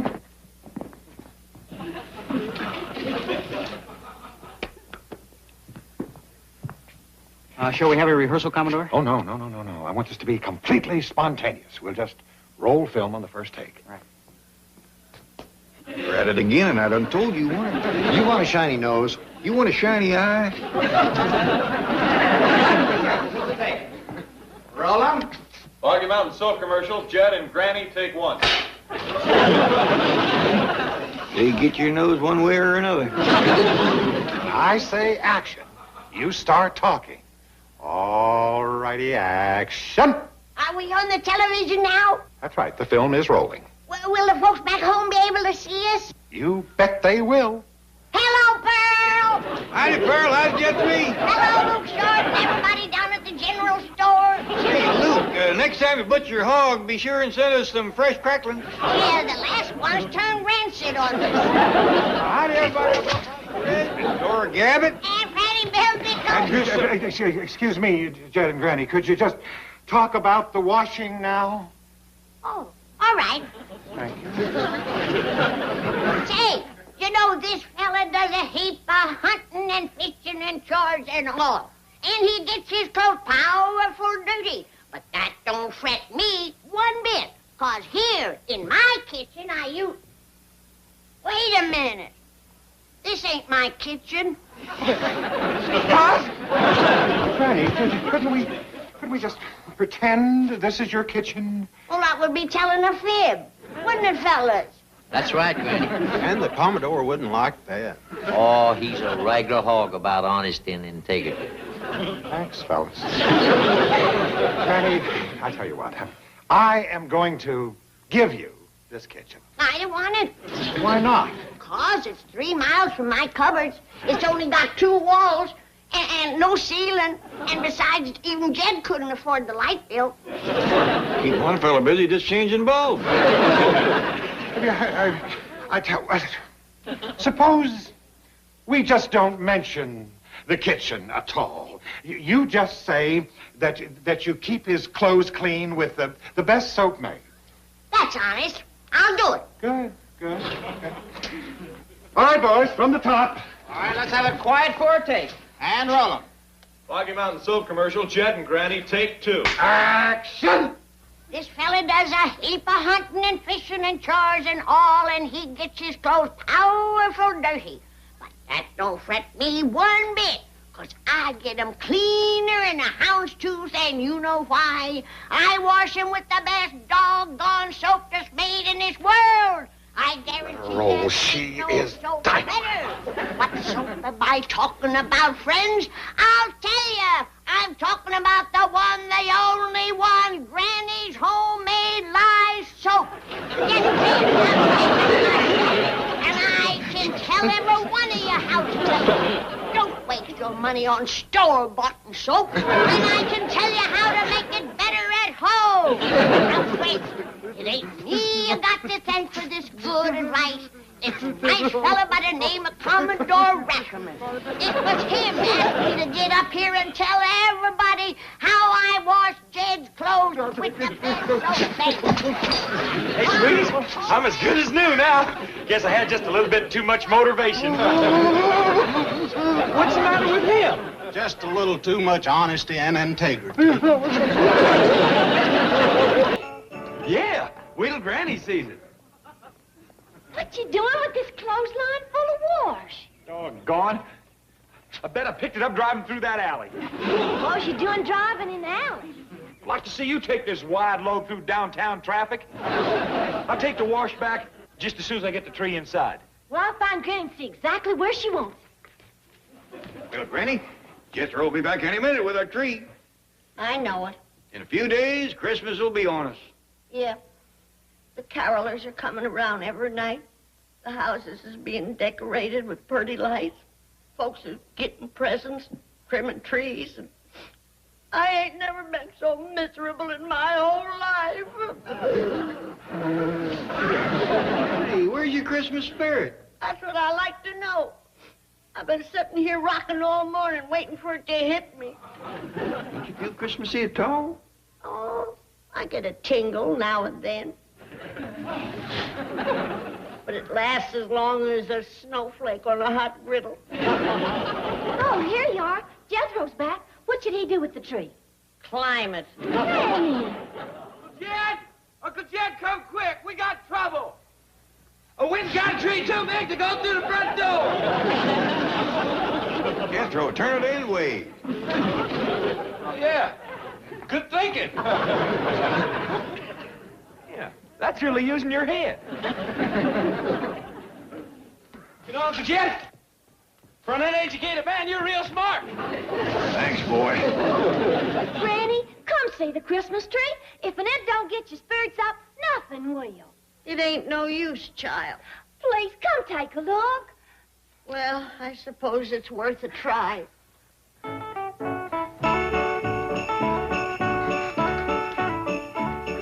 take a look.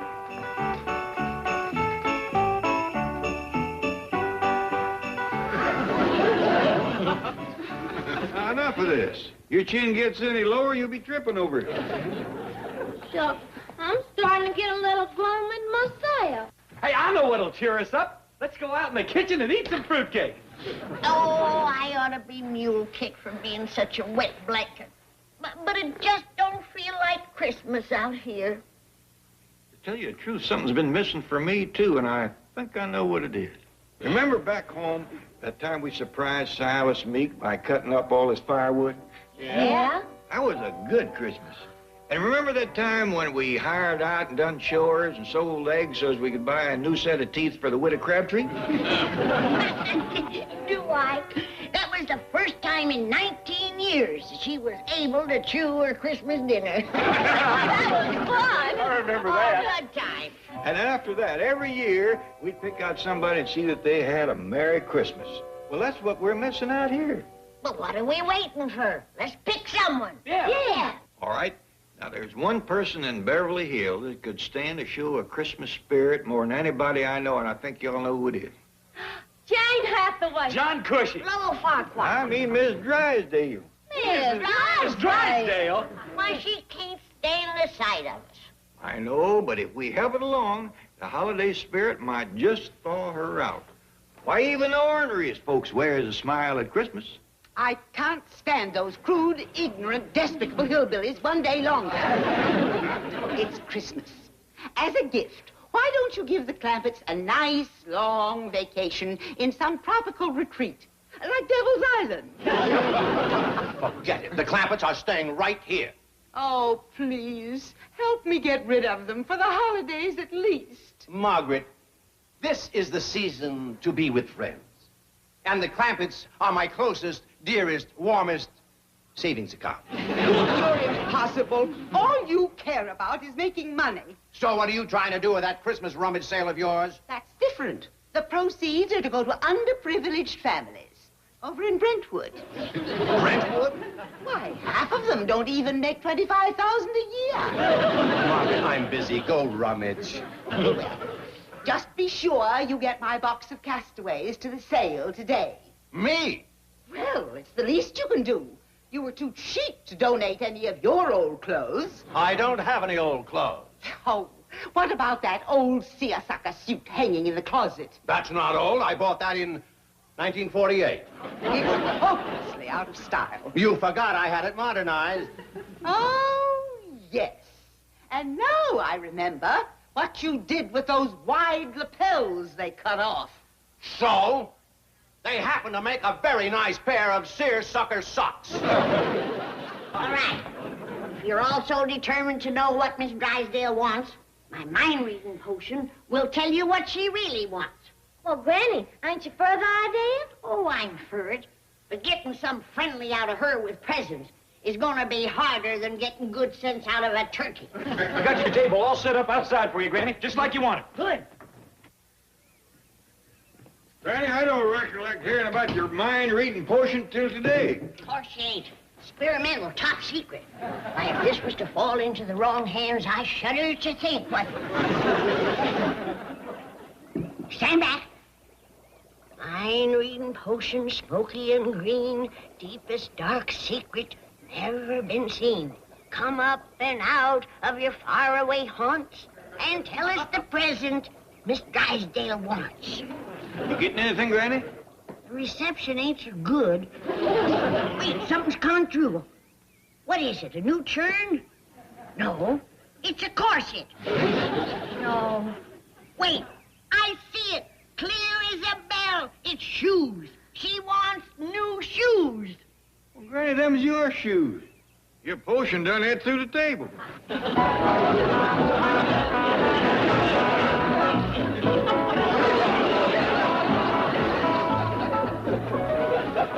Well, we can always give her that good, swift kick.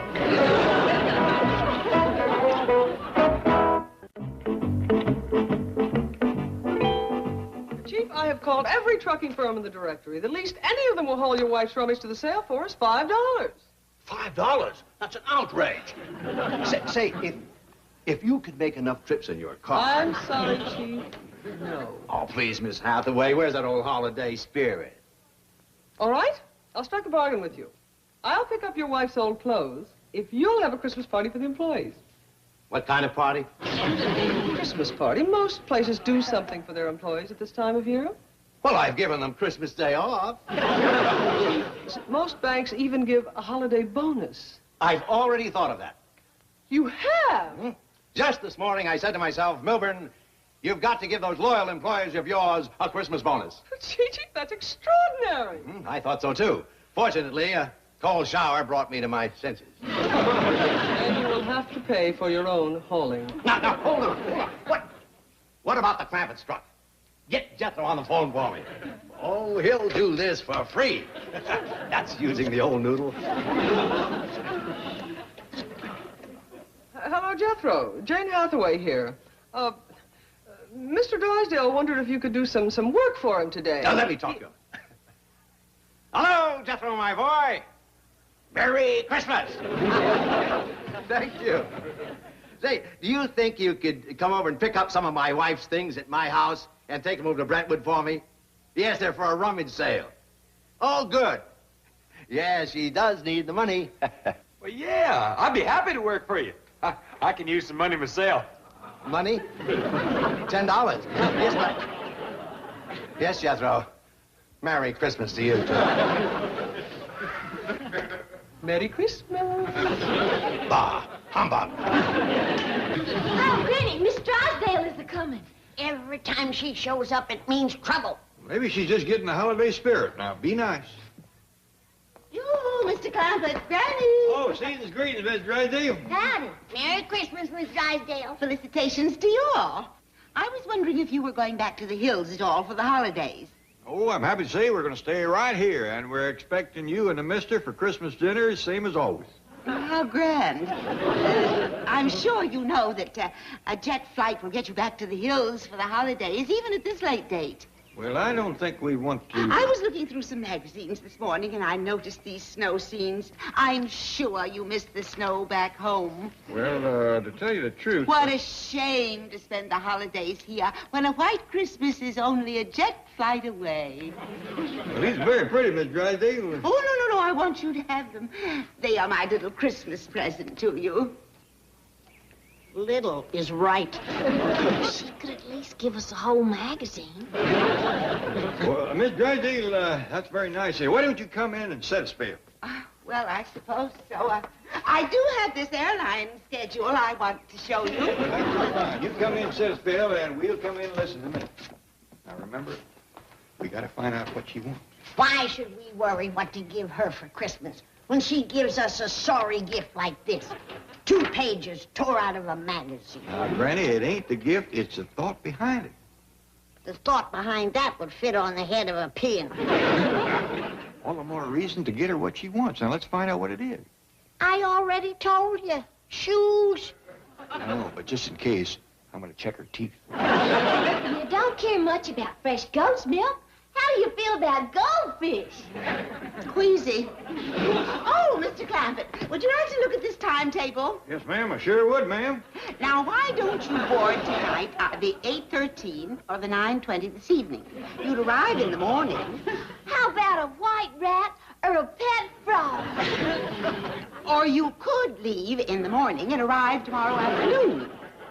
Is this the kind of heel you're partial to? Of course, you could wait until midday. Would that be better? You ever thought of wearing store-bought teeth? It appears to be size 5.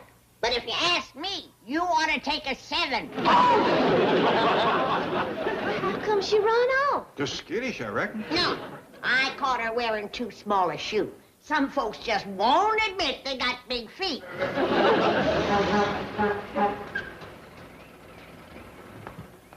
Boy, you should see Miss Drysdale. She was bouncing along like a buggy with a square wheel. We know that. What am I going to do with this shoe? Well, you ought to give it to Miss Drysdale. She's missing one. Good idea, boy. Well, you'd feel sorry for her, too, if you knew what she has to do to get her shopping money for Christmas. Well, what you mean, Jethro? She's got to sell off a whole bunch of her things. No. Drysdale's ain't lacking for money. You sure? Well, Mr. Drysdale told me himself. He hired me to take all this stuff over to Brentwood and sell it. Said Miss Drysdale needed the money. I've known that man to get into penny-pinching moods, but this takes the fuzz off the peach. Oh, Jed, she's having to sell her nicest thing. So sad. And after the way I mean-mouthed her, too. Granny, even her fur piece. Oh, it must have broke her heart to part with these. Every box is just filled with high-fashion finery. Having to sell her clothes. And at Christmas. I know now why she could only give us a couple of magazine pictures. She sure wears funny-looking socks. Appears to be made of seersucker. Got buttonholes in it. I feel so sad. We just got to give this poor woman an extra nice present at Christmas. Yeah, to help her to forget having to part with all these pretty clothes. You just hit on the best present of all. What? These, her very favorite things. We'll go down to where she's selling them and buy them back for her. Yeah. Gift wrap them and everything. And surprise her. Oh, Jed, Just wait till she opens the boxes on Christmas morning. That one humdinger of a look on her face.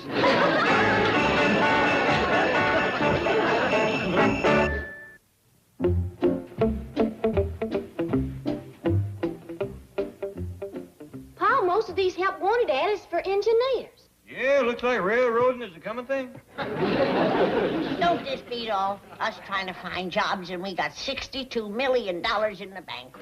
We don't want Mr. Drysdale to find out what we're doing. Well, we better find good paying jobs. Buying back them high-class clothes of Miss Drysdale is going to cost us a fortune. Merry Christmas, everybody. Hush, Jethro. He's having trouble finding a job. Oh, I already got us some. What? I asked the fellow over where I took Miss Drysdale stuff, and he said all the department stores hires lots of extra folks at Christmas time. So I just walked in and got us all work. Wow. The fellow said you're in what you call sales personnel. What about you? I've done better than that. I'm gonna be Santa Claus. Ho, ho, ho. Ho, ho, ho. Ho, ho, ho. Ho, ho, ho. Who wants to see Santa next? Ho, ho, ho. Jethro, I can do them ho-ho-hos better than you. Let me try being Santa. You dumb old elf. Girls can't be Santa. You look silly in a beard. Besides, it took 5 pillows and 19 helpings of Granny's grits to get me up to size. Ho, ho, ho. Sales girl, customer here. Quit your hollering at Miss Drysdale. You, what are you doing here? Oh, honey, you'll find out soon enough. And that's all I can tell you now. You want to buy this? Oh, no. I was just looking. Oh, got your heart set on it, and you can't afford it. Where's the manager? I've got to get out of here. This way to the nearest exit. Merry Christmas, Miss Drysdale. Granny? Jed, Miss Drysdale was just here. Miss Drysdale? Oh, and it would have liked to broke your heart. She was admiring something I know she didn't have the money for. Well, you should have given it to her. I did. And 2 more besides.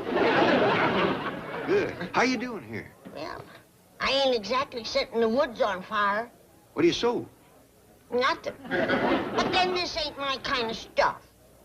What are you selling? Shotguns and rifles over in Sporting Goods?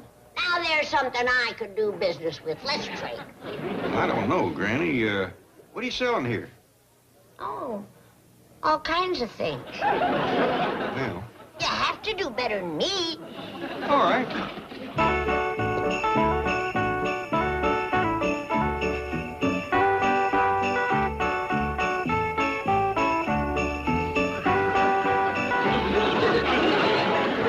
Now look, fellas. I know you're all wanting Santa to bring you the X-89 Super Missile Launcher. But if I was you, I'd ask for the Surefire plastic aircraft carrier. It's cheaper and a lot more fun. I know. I got one.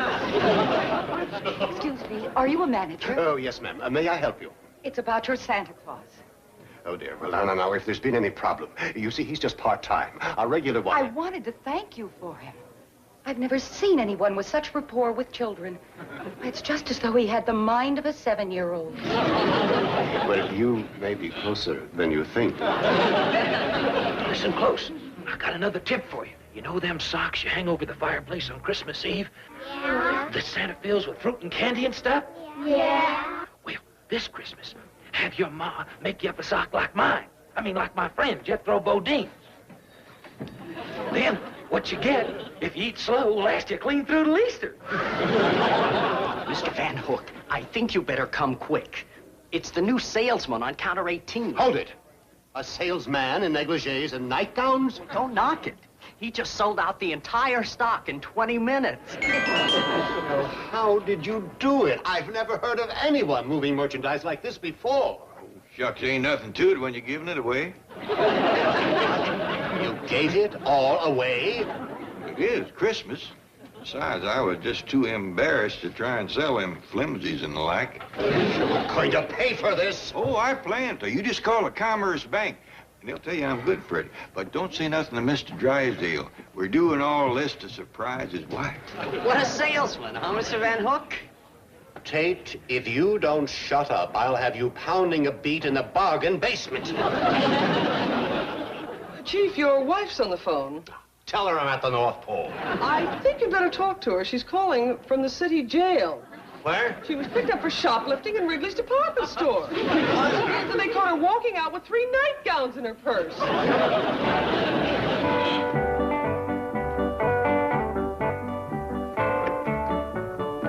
You'll have to quit now. Mr. and Miss Drysdale's on the way over. Has Jethro got all Miss Drysdale's clothes ready? Oh, yeah, he must have 6 bags of Christmas packages out there. I still can't understand why they were selling all of her nice things so cheap. It's a good thing they was, or we wouldn't have had the money to buy them all back.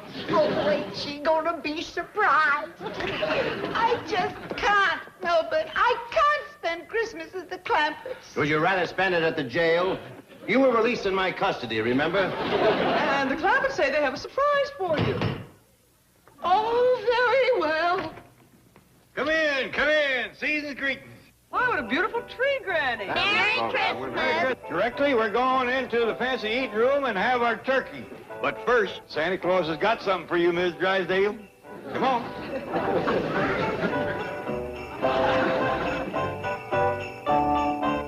Okay, Santa, you can come down now.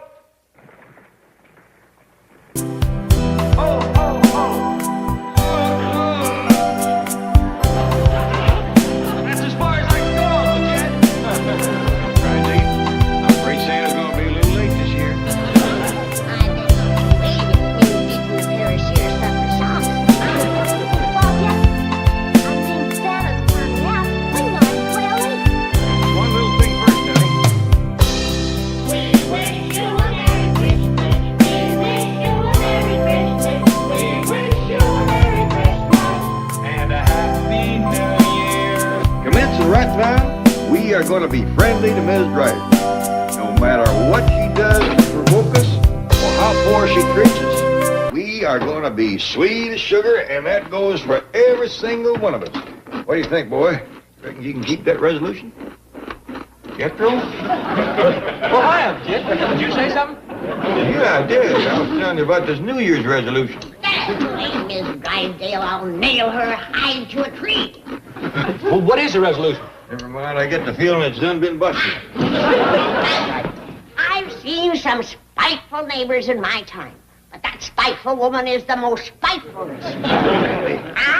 Just to spite us, she built a spite fence. How's that for spitefulness? The hedge wasn't enough. She put up a canvas behind it. I can't see over it and I can't see under it. What is it you want to see? Whatever it is that she don't want me to see, that's what.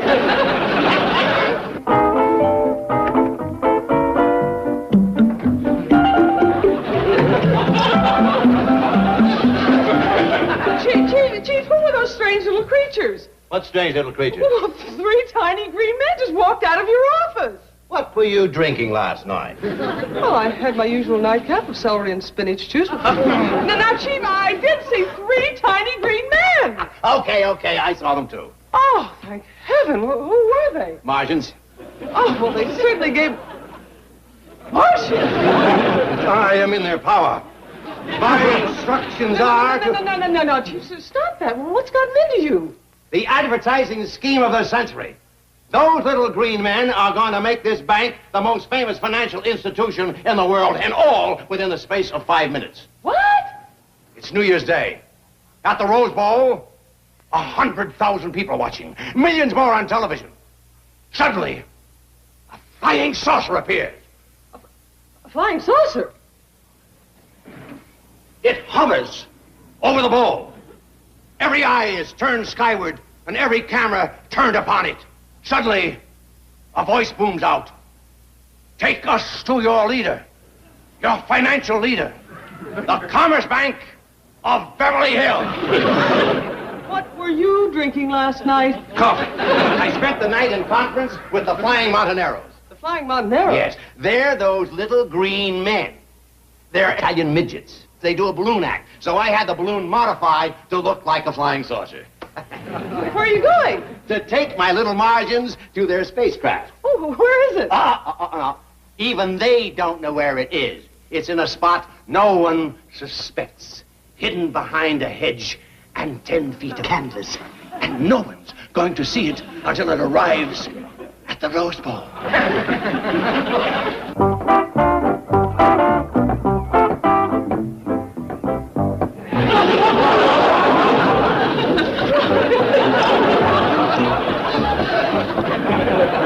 Granny, what in the Sam Hill are you doing?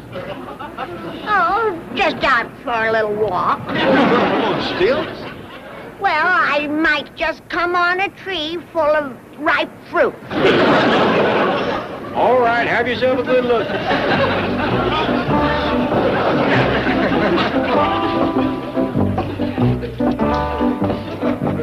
Well, watch out for Jethro. He's going to come barreling around the side of the house any minute now in the truck. Jethro, look out for your granny. Granny, watch out.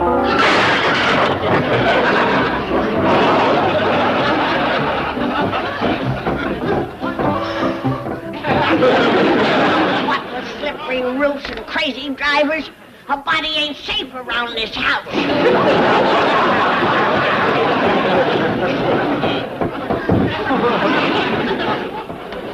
Chet, is she all right? So far. But if that muley little woman don't find out what's on the other side of that spite fence pretty quick. Well, how about I go look and tell her? Might save us all a heap of misery. I'll be right back.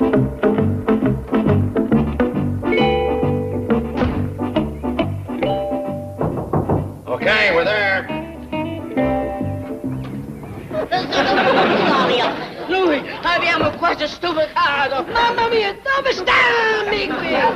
Never mind. This is where you hide out till launch time. Now, there's nobody home. The house is yours. But don't answer the phone. Don't answer the door. Quando pigliamo i soldi? Sorry, I don't understand Italian.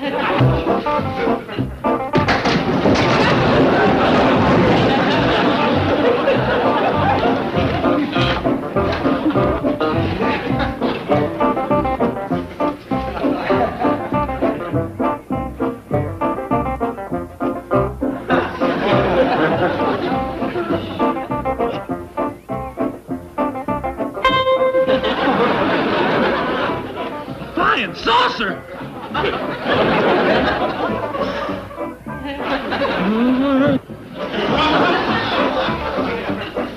He's landed. Come on, answer the door. What kind of good neighbor are ya? Hey, spiteful old biddy.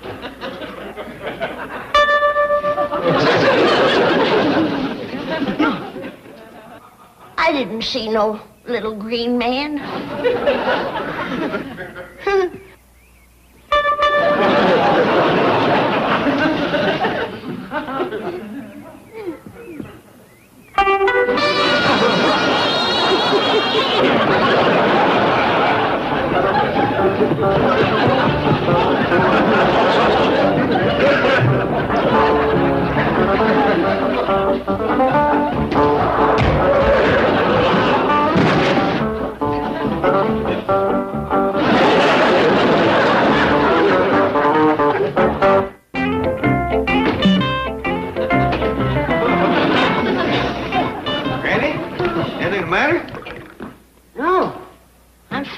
You look like you seen a ghost. I ain't seen nothing. You down that much white mule, you're gonna. Kid, could we sit down and talk a little? Sure. Come on. What do you want to talk about? Oh, nothing in particular. It's just that we ain't chewed the fat for a while. Well, that's the truth. Kid, have you noticed that folks is getting shorter and greener? Granny. Yeah. Shorter and greener? Uh-huh. No. I can't say that I've noticed that. Why'd you ask? Oh, there's no reason. Just that if you had, it sure would give us something to talk about.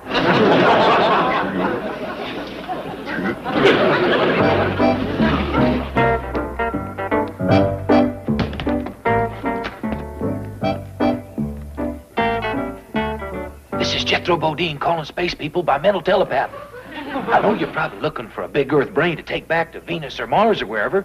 Well, here I sit. I had to come over to your spaceship, but I couldn't get my basket of victuals through the head. Space people, I ain't getting no message back from you. Let me know if I'm coming through. I feel something. You're coming through. Oh, you're really coming through to me now. That message is bored right into my brain. What are you trying to tell me? You're a nut. No, I ain't, space people. I'm one of the biggest brains here on Earth. Jethro, it's me, Ellie. Shh. Doggone. You done scared them off. Now they stop transmitting. Yes. What are you talking about? The Martians is next door. Oh, they friends with the Drysdales? Dumb old girl. Martians is from outer space. They landed their flying saucer in the Drysdales' backyard. What for? To try and contact me. They always try to locate the Earthman with the biggest brain. Martians is hundreds of times smarter than ordinary folks. Well, if they's here to contact you, and so all for it smart, how come they landed in the wrong yard? Keep it up. They's gonna turn you into a robot. How come? 'Cause they know what you're thinking. Then they ain't gonna contact you, 'cause I think you're a pea brain.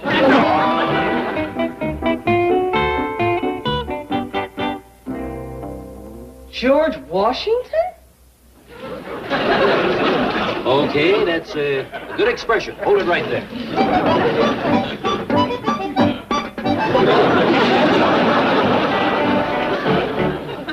I sure hope I don't get into trouble with the government. Relax. If there's any problem, Miss Hathaway will take the blame. Chief, what kind of madness is this? The kind of madness that's going to make me king of the bankers. Oh, have those printed up in exact dollar bill size. Oh, in lovely mint green. Oh, a great advertising scheme. My little Martians are going to toss thousands of Drysdale dollars from their flying saucer. And it'll be... You can't duplicate money. That's counterfeiting. Oh, but please listen to me. This idea is getting completely out of hand. And now stop and think. You're taking terrible chances. Yeah, I guess maybe I am leaving myself wide open for trouble. Oh, believe me, you are. Okay, take a memo. Oh. Ready. I, Jane Hathaway, hereby confess...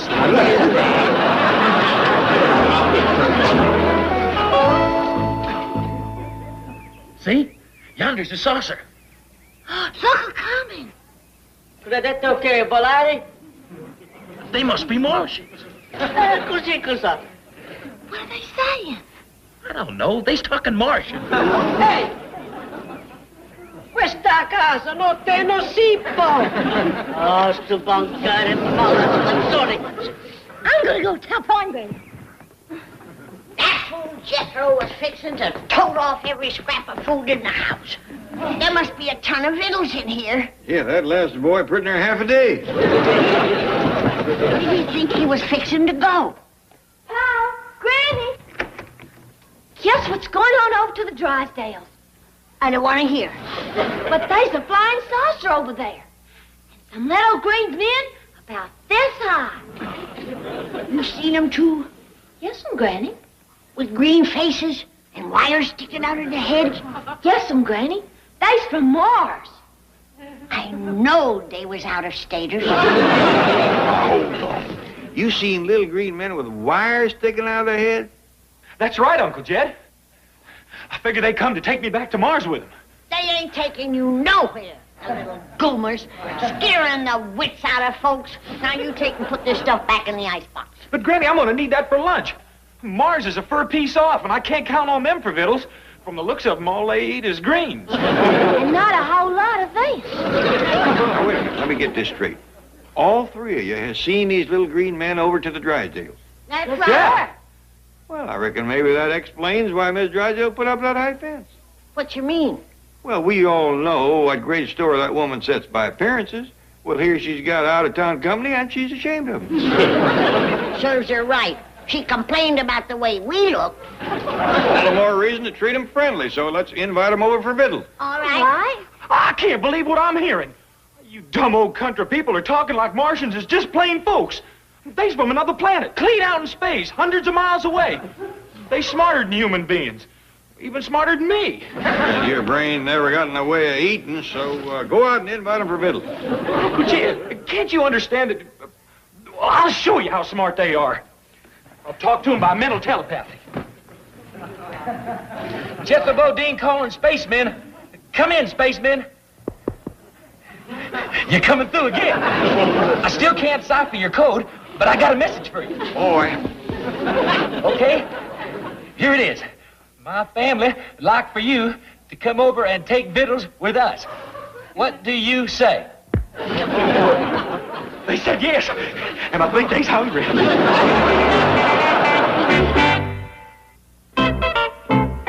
Allora che facciamo noi?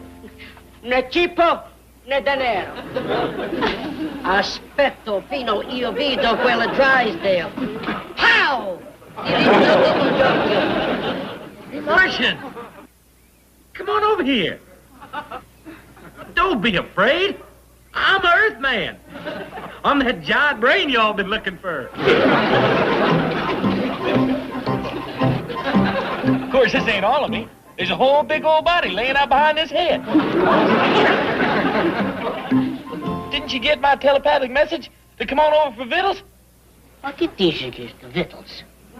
You know, food, eats, chow. Ciao. Yeah, that's right. Good. I've been calling the Drysdales, but nobody answers the telephone. I figured we ought to invite them to come along with the visitors from Mars.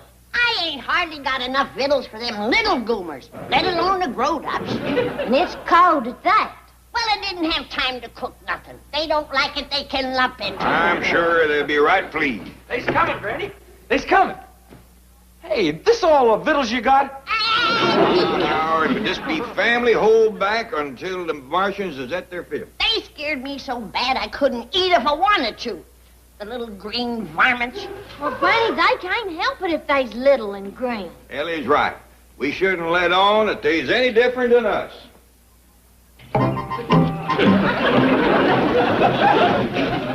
Leastways, let's try our best. Well, howdy there, neighbor. My name is Jed Clampett. Good to see you. You're looking well. Well, this here is my family. This is Granny and Ellie Mae. Hi. I reckon you met Jethro. Yeah. Well, victuals is on. Put your feet under the table and dig in. What's the matter? Ain't it good enough for you? Be careful. They'll vaporize you. I'd like to see them try. Come on, sit down. Give it a taste. Yeah, Granny's grits is awful good. How's the weather been back to Mars? Cousin Pearl says they've been having a cold snap at home. Did y'all have a nice trip? Well, come on, commence it. Oh, gracias. I ain't got no grazie. You'll eat grits and like it. You too, Lily. Well, now, enjoy yourself. Eat your fill. If you run out, there's plenty more in that big basket, Johnny. Granny, if you don't stop mean-mouthing them Martians, they's gonna turn us all into robots. What's a robot? That's where they take these little electronic things and plant them under your hide, and then you got to do their bidding. What did you say? Yeah, and from then on, you just walk around with a stupid look on your face. Where did they plant yours? These Martians has got a spiteful streak in them. We better find out more about them. I'll call Mr. Drysdale down to the bank.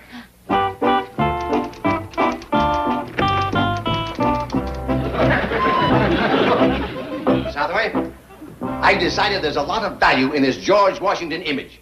Why, I could become known as the financial father of our country. Chief, the flying saucer idea was bad enough, but this is going to get you a cell with rubber walls. That's the difference between us. You make your living pounding with your fingers. I use my head. That explains it. Jane Hathaway here. Oh, Mr. Clampett, I'm so glad it's you. You're the one person Mr. Drysdale will listen to. Well, he's been acting most peculiarly. He came in this morning with this stupid idea about Martians in a flying saucer. Miss Hathaway! Listen, I can't talk to you anymore now, but please, can you come right down? I'm really worried about him. Look at these Drysdale dollars. I'll blanket the city with them.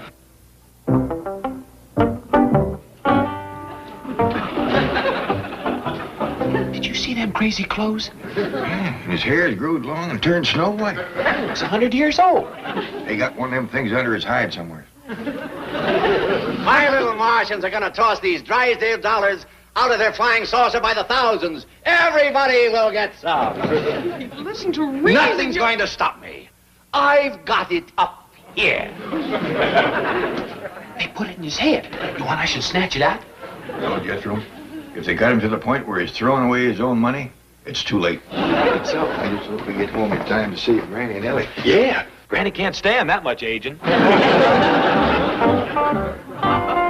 Hey, you all right? Well, sure, pal. Where's Granny? Well, she just went tearing out of here with her shotgun. What you doing? She's all right, Uncle Jed. Says she's gonna blow that there flying saucer to kingdom come. Oh, that silly little old country woman. She can't hurt a spaceship with a shotgun. Why, they's made out of space-age metal. Not even a cannon can dent it. Well, then she'll light him to it with her bare hand. She's manning a wet hornet. How come? Well, them little green fellas ate up everything there was and left without so much as a thank you. I kept yelling for more grazie and ciao and something called a arrivederci.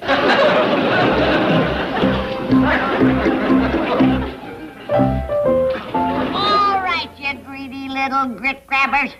I'm gonna count to 3 to get your little green carcasses out of here. If you don't, you ain't never gonna get right. 1, 2, 3!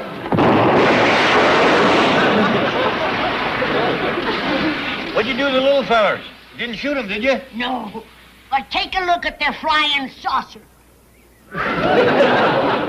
Lighter than a pancake. They took off from Mars on foot. All right, you little robbers. There's enough money there for 10 balloons. Now get out of here. Vita la moneta! Ma che chiesto? Questo è George Washington. Sì, non è George Washington. Come.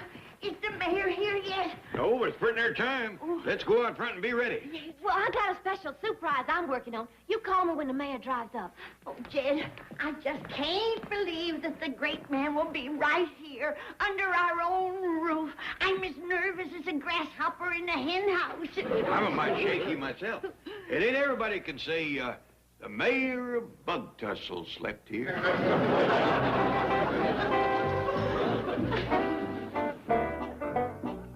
Come on out where you can see the banner I made. It's dandy. What's this here? I did. You said we ought to roll out the red carpet for the mayor. Where'd you get it? I ripped it out of the upstairs hallway. Why that? Boy meant well. Looky, yonder's my banner. Welcome, Hogg. Yeah, that's his name, Mayor Hogg. It's spelled with 2 G's. The most honored name in the hills. Okay, I'll change it. Maybe it'd read better if you put mayor in front of Hogg. All right, I'll get right at it. Oh, there ain't time. He's turning in the gate. I sure would hate for him to see that sign. I got another one that's a special welcome from me. If I wave it, maybe he won't notice the big one. It needs fixing, too. It reads like you're welcoming yourself.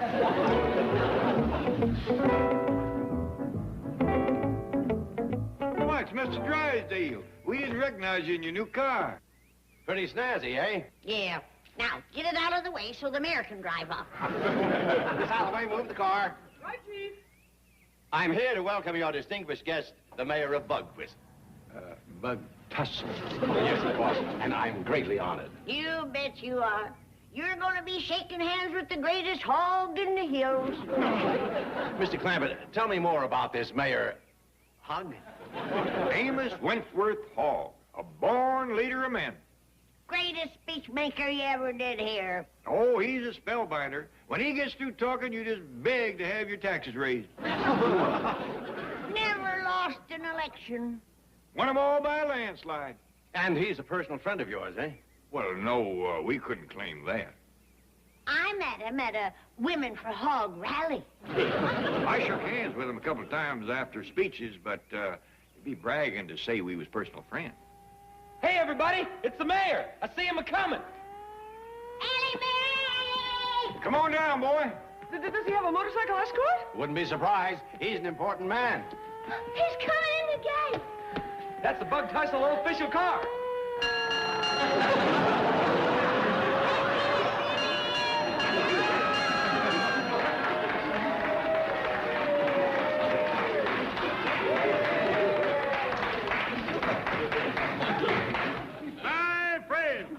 I bring you greetings from the good people of Bug Tussle, from which I came. Now, they was worried about me making this trip, but I said to them, there's nothing to be afraid of but being afraid itself. I shall return, and government of the people, by the people, and for the people shall not perish from Bug Tussle.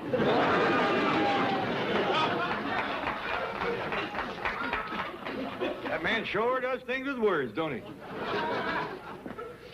Yes, he steals them. Mayor, Your Honor, sir, I hope you remember Jed Clampett. Of course I do. Good to see you again, Mr. Clampett. No, I'm Milburn Drysdale. This is Mr. Clampett. You see, the mayor never seen much of me. I reckon it's Granny he remembers. That's right. Good to see you, Granny. No, I'm Jane Hathaway. That's Granny.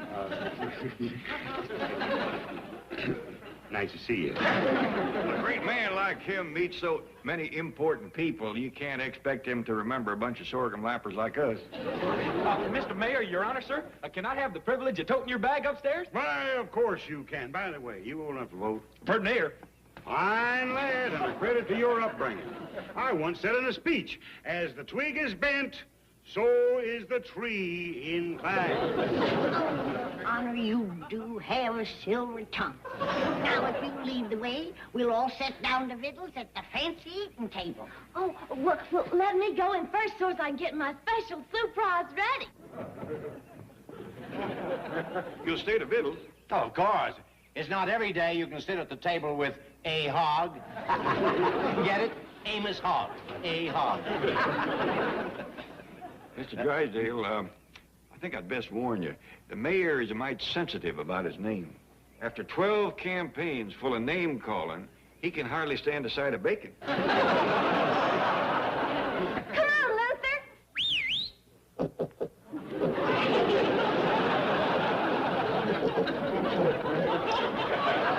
Ellie Mae Clampett, you know I can't abide no hog in my house.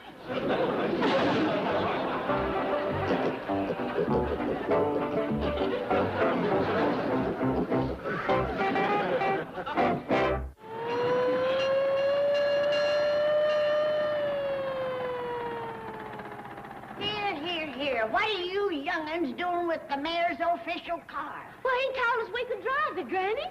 Yeah, said we could take it down to the gas station and fill her up. Sure was fun. Oh, that Mayor Hogg, always thinking of others. With that one little act of kindness, he filled their hearts with joy. And his tank with gas. Great man, Granny, great man. I sure hope I can be a mayor like him someday. A worthy ambition, my boy. Mayor Hogg is a born leader. Come on, Granny. Hop aboard. You think the mayor would mind? A man who cares about nothing but others? Why, he'd be delighted. Oh, my. I feel just like the first lady of Bug Tussle. Hey, you can crank the siren, Granny. Ring the bell, Jethro. Really, Chief? It's bad enough to let the Clampetts be deluded by that phrase-stealing phony, but to encourage Jethro to emulate him, to make him a hero. Now, listen. I believe in telling people what they want to hear. And Jed Clampett wants to hear that Hogg is a hero.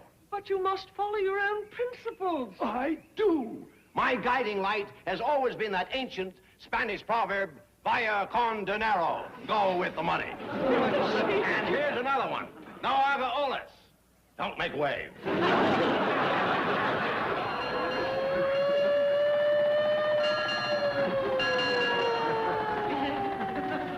All right, you young'uns wait here. We'll be back quick as we give Mr. Drysdale the good news. Everything's all right, Chief. It isn't the police. The bank isn't being robbed. Oh, thank goodness. What was that siren? Just Mayor Hogg and the Clampetts in the Bug Tussle official car. Well, the old dumper's back for another helping of Drysdale charm before he leaves. If I may suggest... You may listen and learn. That's what you may do. Success is knowing how to handle people. And you are studying under the old professor.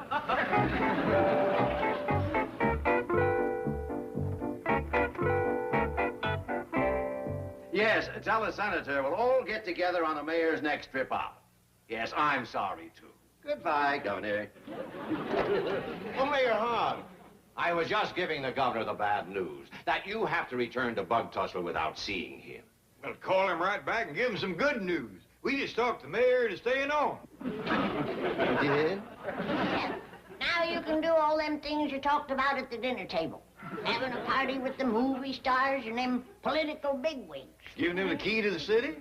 A parade down Wilshire Boulevard. Putting him on the TV? Now, I'm just a simple man of the people.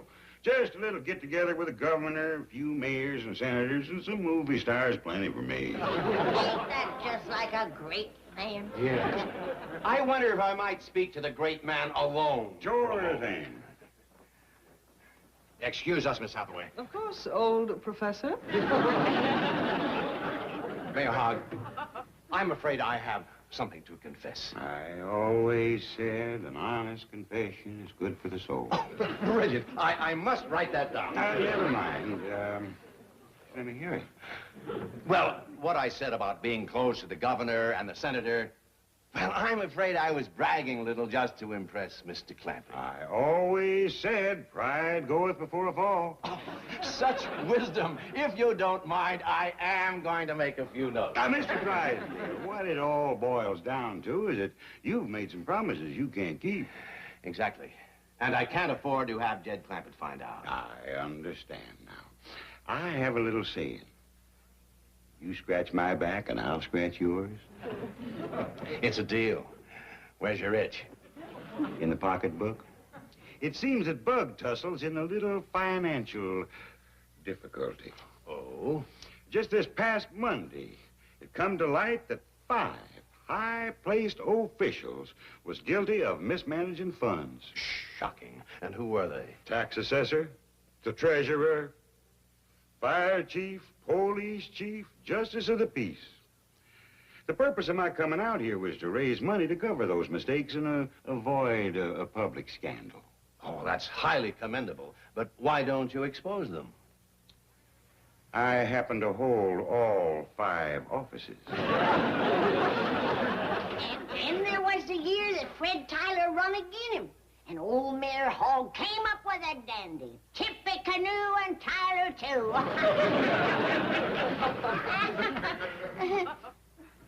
Say, Jed, did anyone ever figure out what that meant? Oh, but it sure caught on. Had a dandy ring to it. And then there was the year... Granny, we could go on forever about the mayor, but we've bent Miss Jane's ear long enough. Well, the things that man said would fill a book. True, and I think he's got it. That's what everybody says. Amos Hogg has got it. I've tried to ask Mr. Clampett for the money, but I just can't bring myself to do it. How much money are we talking about? You see, to them, I've always been a hero. How much? A knight in shining armor. How much? About 100,000.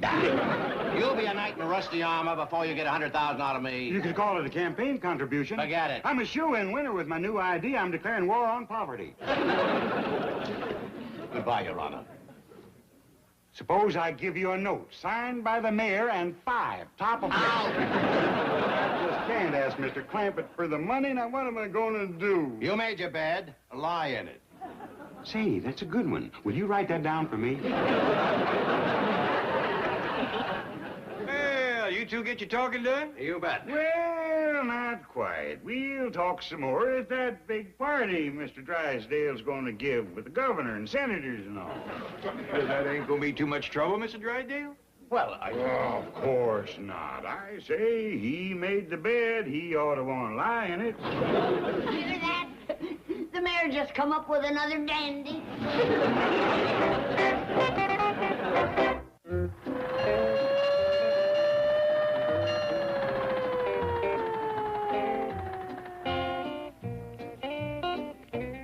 Oh, Your Honor, I just can't tell you what a thrill it was a sitting up there beside you on your official car.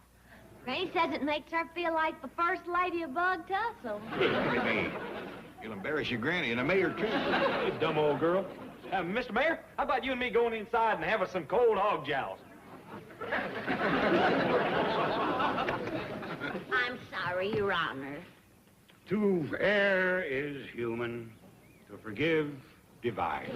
Did you hear that, Jed? Beautiful. Just beautiful.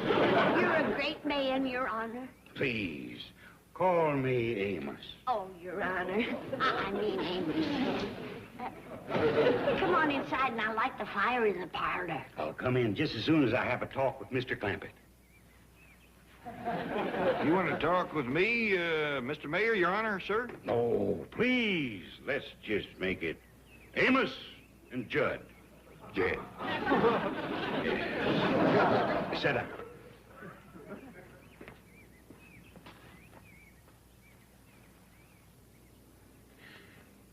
I reckon you're wondering why I came out here. Why? I said to myself, go west, Amos Hogg, go west. Granny and me kind of figured that you had your eyes on the big job back in Washington. Me? No, I do not choose to run for president. If nominated, I will not accept. If elected, I will not serve. Yeah, well, I'm glad to hear that you're going to stick with Bug Tussle, but why'd you come out to California? Jed, I'm going to have to ask you for something, and it comes hard. Shucks, I'm honored to think that you'd come to me. What is it? As you know, I've devoted my whole life to serving the people of my community, not just as mayor, but as tax assessor, treasurer, police chief, fire chief, and justice of the peace. Bug Tussle owes you a lot. Yes. And I owe a lot to Bug Tussle. It seems to me that the scales is tipped in your favor. Why, you never even took time out to have yourself a wife and family? I'm a lonely old man coming into the twilight years of a life lived with malice toward none and charity for all.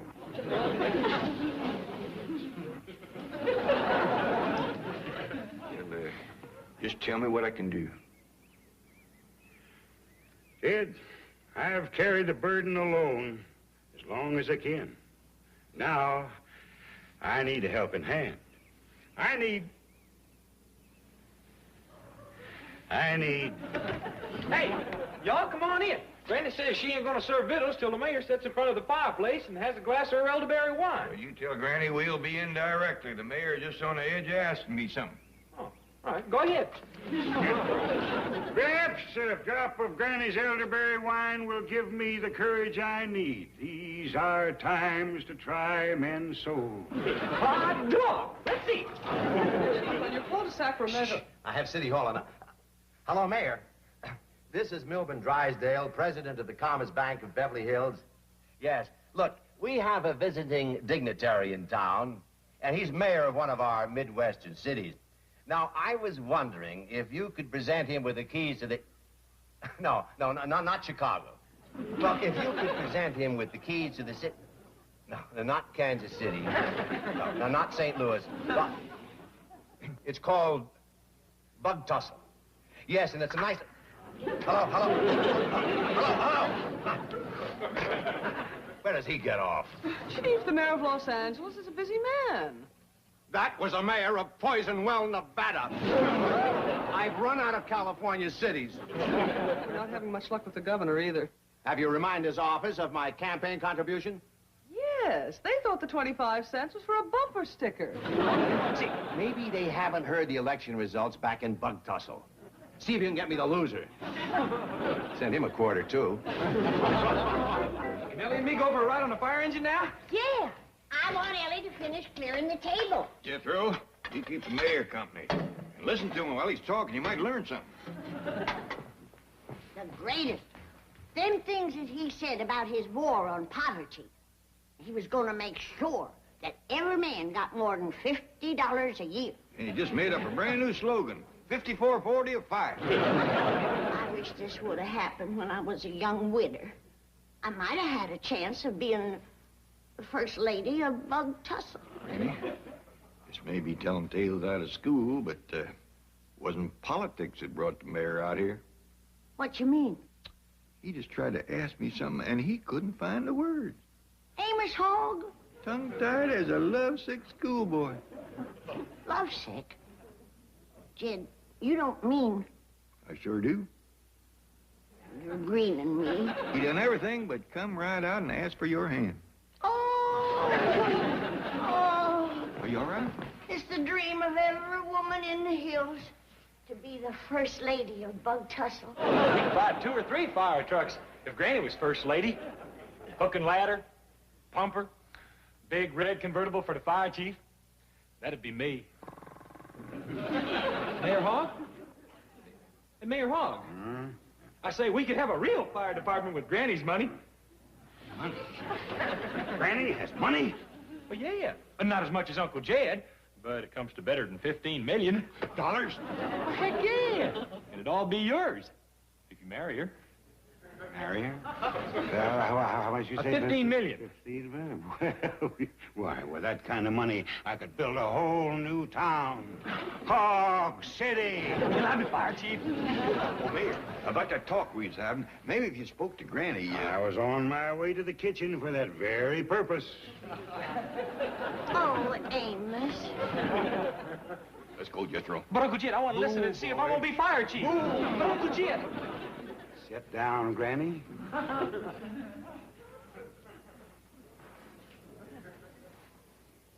It's a long, long time from May to December. And the days grow short when you reach September. The autumn weather turns the leaves to flame. And I haven't got time for the waiting game. You ain't got time. Oh, howdy, Mr. Drysdale. That's all. How's the mayor's big party coming? Instead of a party, I'm giving him this. That looks like a check. Yes. Where is it? Oh, he's in the parlor proposing to Granny. What? Well, yeah, then we's all going to Bug Tussle, and I'm going to be fire chief. Who was at the door, Jethro? Oh, that was Mr. Drysdale. He went in the parlor to talk to the mayor. Jethro, you shouldn't have let... Amos! Goodbye, goodbye. Pardon is such sweet sorrow that I would say goodbye till it be Mara. Granny, he's getting away. Bug Tussle needs him more than I do, Jed. Besides, did you hear what he said as he was going out the door? Pardon being such sweet sorrow? Yeah. What do you suppose she wants? Well, it ain't time for vittles. Let's find out. Hey, Uncle Jed, it's that time of year. Maybe she wants to give us a tonic. Maybe, maybe not. Hey, I'll bet that's it. She wants to dose us. So, who's afraid of a little sulfur and molasses? Me. Everybody in the parlor.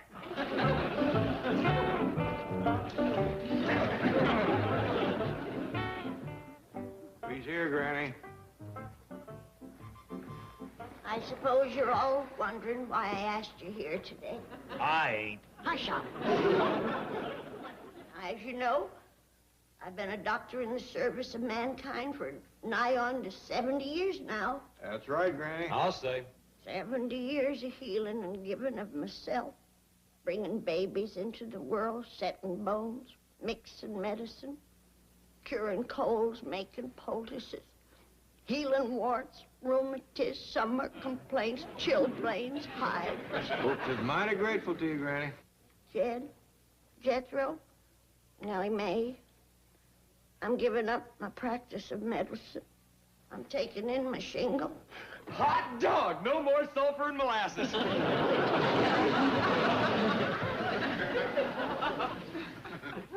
Granny, how come you want to quit doctoring? Can't tell you, Jed. I just know I gotta do it. Well, who's going to take care of us? I thought of that. Sit down. I may have to go back home, but I just can't leave you in this miserable city of Beverly Hills without one single trained doctor. Granny, there's more doctors here than you can shake a stick at. So I've decided to train one of you to carry on the traditions of the hypocrite's oath. Well, don't keep looking at me, Granny. I decided I don't want to be a brain surgeon. I want to be a soda jerk. And I want to be a better take care of critters. The choice is yours to make. Thank you, Granny. Yeah, thanks, Gran. And the choice is to learn doctrine or get took to the woodshed. But Granny... Never mind what, Granny. Hi, Dean. Hello, Mr. Clampett. How do you do, Mr. Clampett? Howdy, Miss Jean. What can I do for you? Well, it's about Granny and her doctrine. Shh, not so loud. Is Granny practicing again? Well, no, that's what I want to talk to you about. She's giving it up. Oh, that's a shame. We're going to miss her stump water and slippery almoos and all those other wonderful methods. Yes, but after all those years of service, she does deserve a rest. Well, that ain't what she's going home for. Going home? You mean back to the hills? Yeah, she's wanting to take her share of the money. Money? She can't think of all those millions of people out here that need her. Well, they ain't exactly been breaking down the door. Anyway, she wants to go home and go into research. Research? Yeah, she wants to devote the rest of her life to finding a cure for freckles. Cure for what? Freckles. Oh, I reckon that ain't the real reason, but that's all I could get her to say. Well, surely something can be done to keep her here. I don't know what. Her mind is set. Quick as one of the young'uns learns enough doctrine to take over, she's gone. So I just come over to give you a little head start to getting her share of the money together. Jethro Cypher, it'll come to about 16 million. No. Oh, one good thing. I did talk her out of taking it all home in silver. Wonderful. She'll settle for gold dust. Granny goes. Mr. Clampett will soon follow. Research? Freckle cure? Why could she be going? If I may offer an unemotional analysis based on my first-hand objective observation... Just spit it out. I think this has been brought on by her having no one to doctor. She misses feeling useful and needed. Yes, that's probably it. Well, why didn't you do something? Chief, I could hardly be expected to solicit patients for an unlicensed granny doctor. Wait a minute. We still have a chance. She would never run out on a sick friend. Chief, I could never deceive Granny with a fake illness. Who's talking about a fake? I'm only asking you to take a mild poison or break a bone or something. Look, I could drop this on your foot. Isn't your company loyalty good for one little fracture?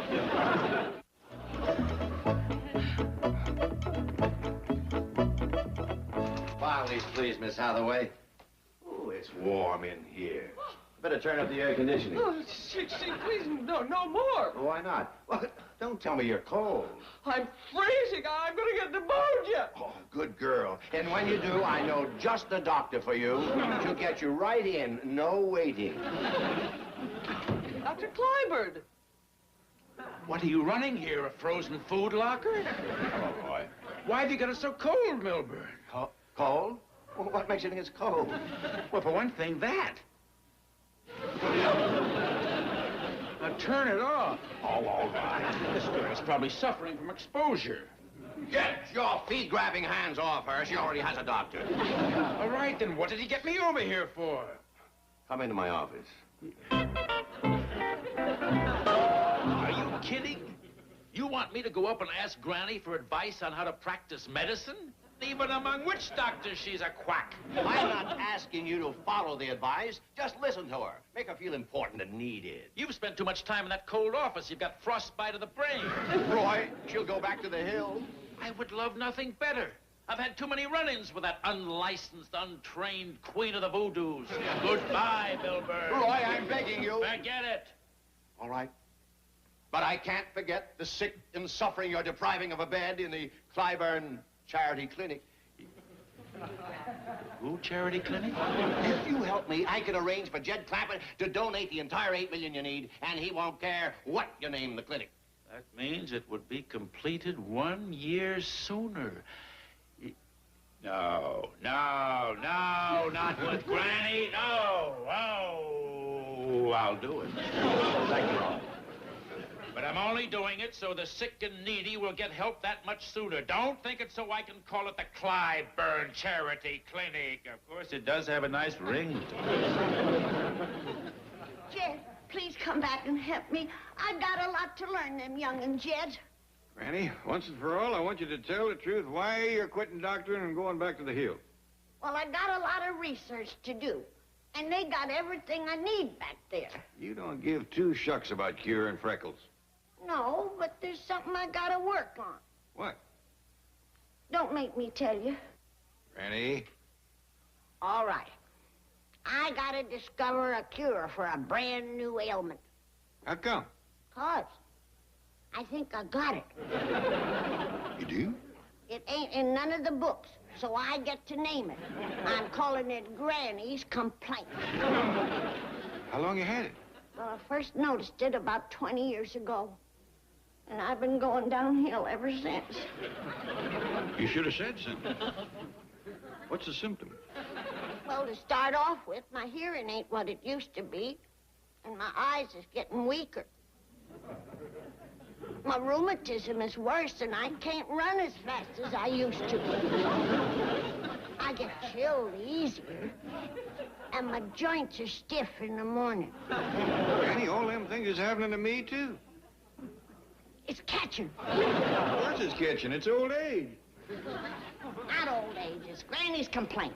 I discovered it, I get to name it. Call it what you want to. It's nothing more than getting on in years. Jed, you've always had a good head on you, but leave the diagnosing to us medical people.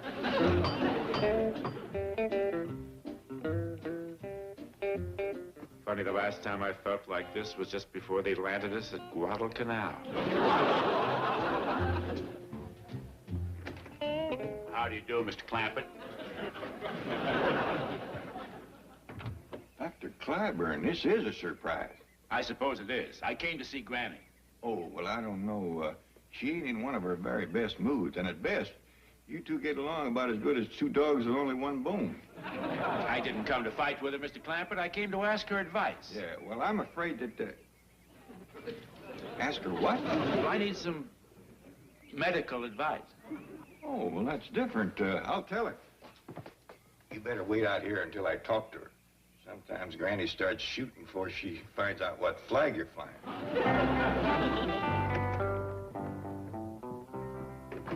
I thought I heard you talking out there. You did, and you will never guess who's waiting outside to see you.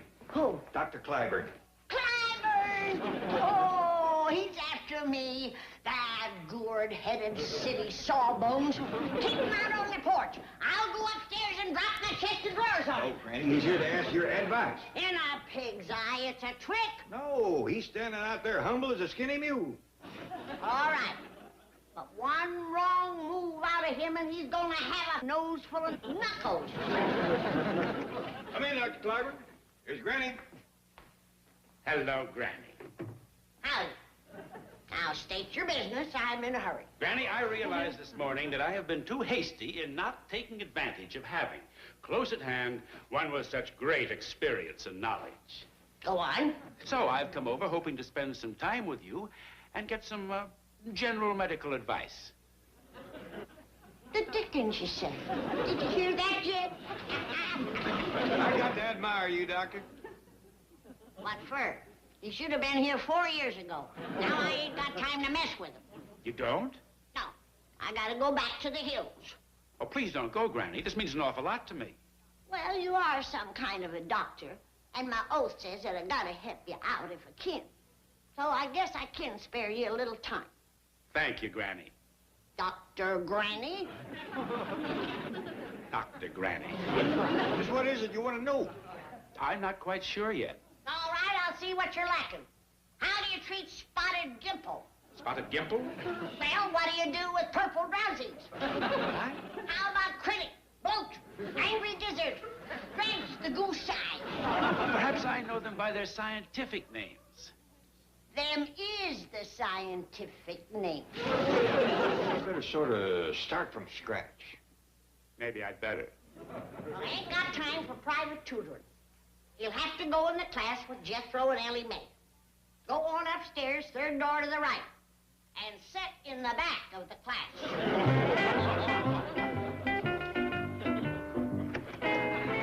Where you going, Miss Hathaway?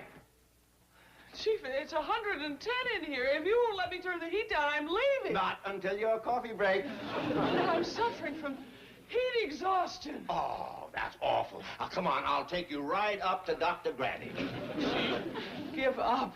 You can't get me sick enough to go to her for treatment. Why not? Nothing possibly can happen to you. Dr. Clyburn is up there. It's for charity. $8 million. Charity. $8 million. Now we're going to take up anatomy. Pay attention. About here is your gizzard.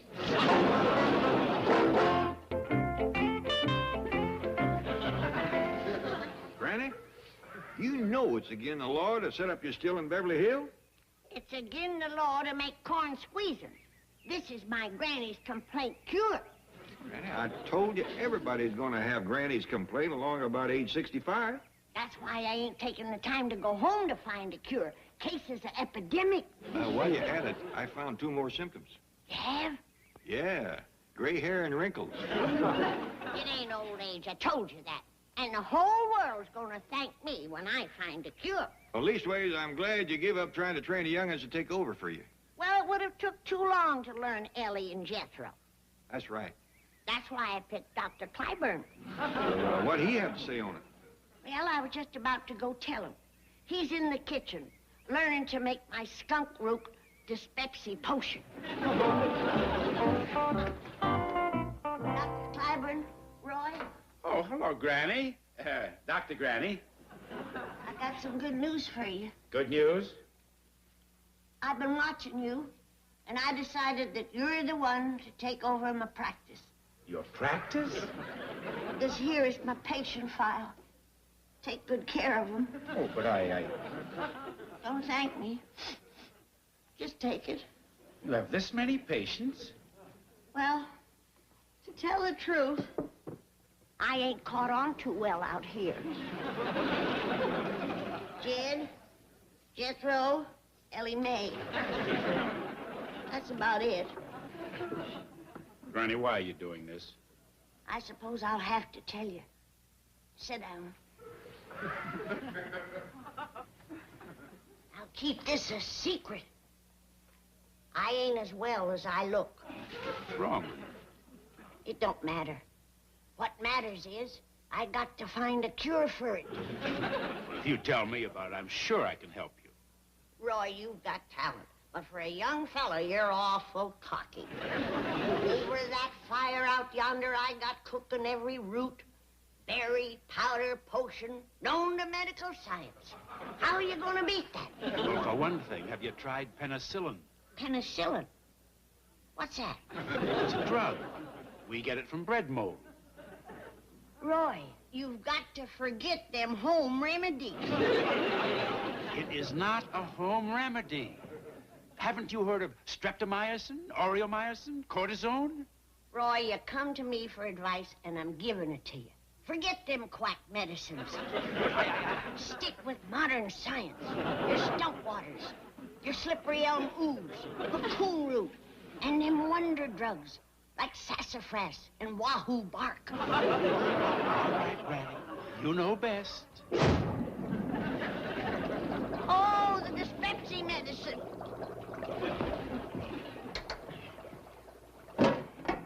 You done ruined the potion. I mix everything in there you told me. I put the lid on the kettle. On the kettle it should be in it.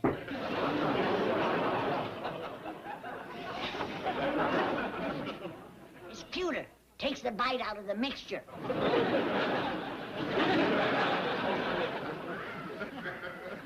Too late. It's done turned. This will never work. Everyone will know you're faking. What else am I going to do? You let me down. I can't depend on Clyburn to keep her here. I categorically deny that I have... Start that again. Just drive back and try to round up some sick people for Granny.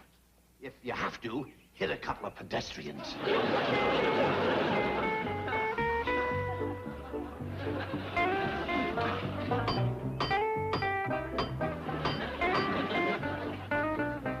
Lily. Well, let me get it. Mr. Drysdale. What's wrong with you? I'm not sure. Is Dr. Granny here?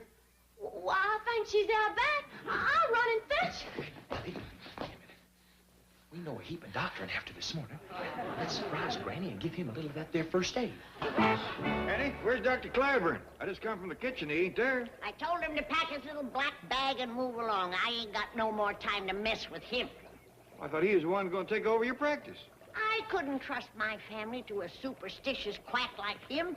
Why, his favorite medicine is moldy bread. Still be living in the dark ages. Whatever it is you're cooking here, it sure is putting out the fumes. It's my first try at a cure, Jed. Dripping through over yonder. 30 or 40 more batches, and I may have found what's going to rid the world of Granny's complaint. Well, even if you don't, you have hit upon a surefire way of taking the leaves off trees. What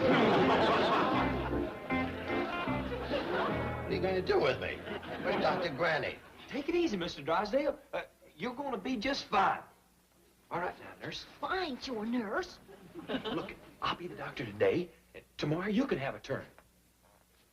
All right, now, I prescribe a great big dopper of sulfur and molasses. I'll get that. You go on down and heat up some of that crow soup. Now, you stay right there, Mr. Drysdale. We'll be right back. Oh, howdy, Dr. Clyburn. Go on in and see how we fix Mr. Drysdale.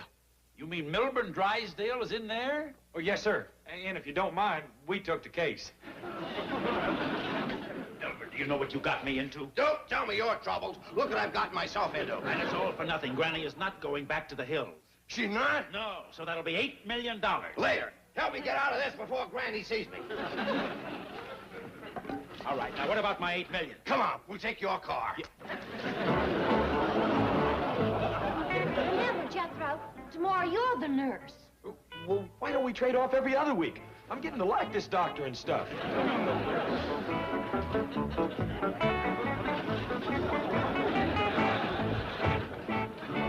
Dad, I done it.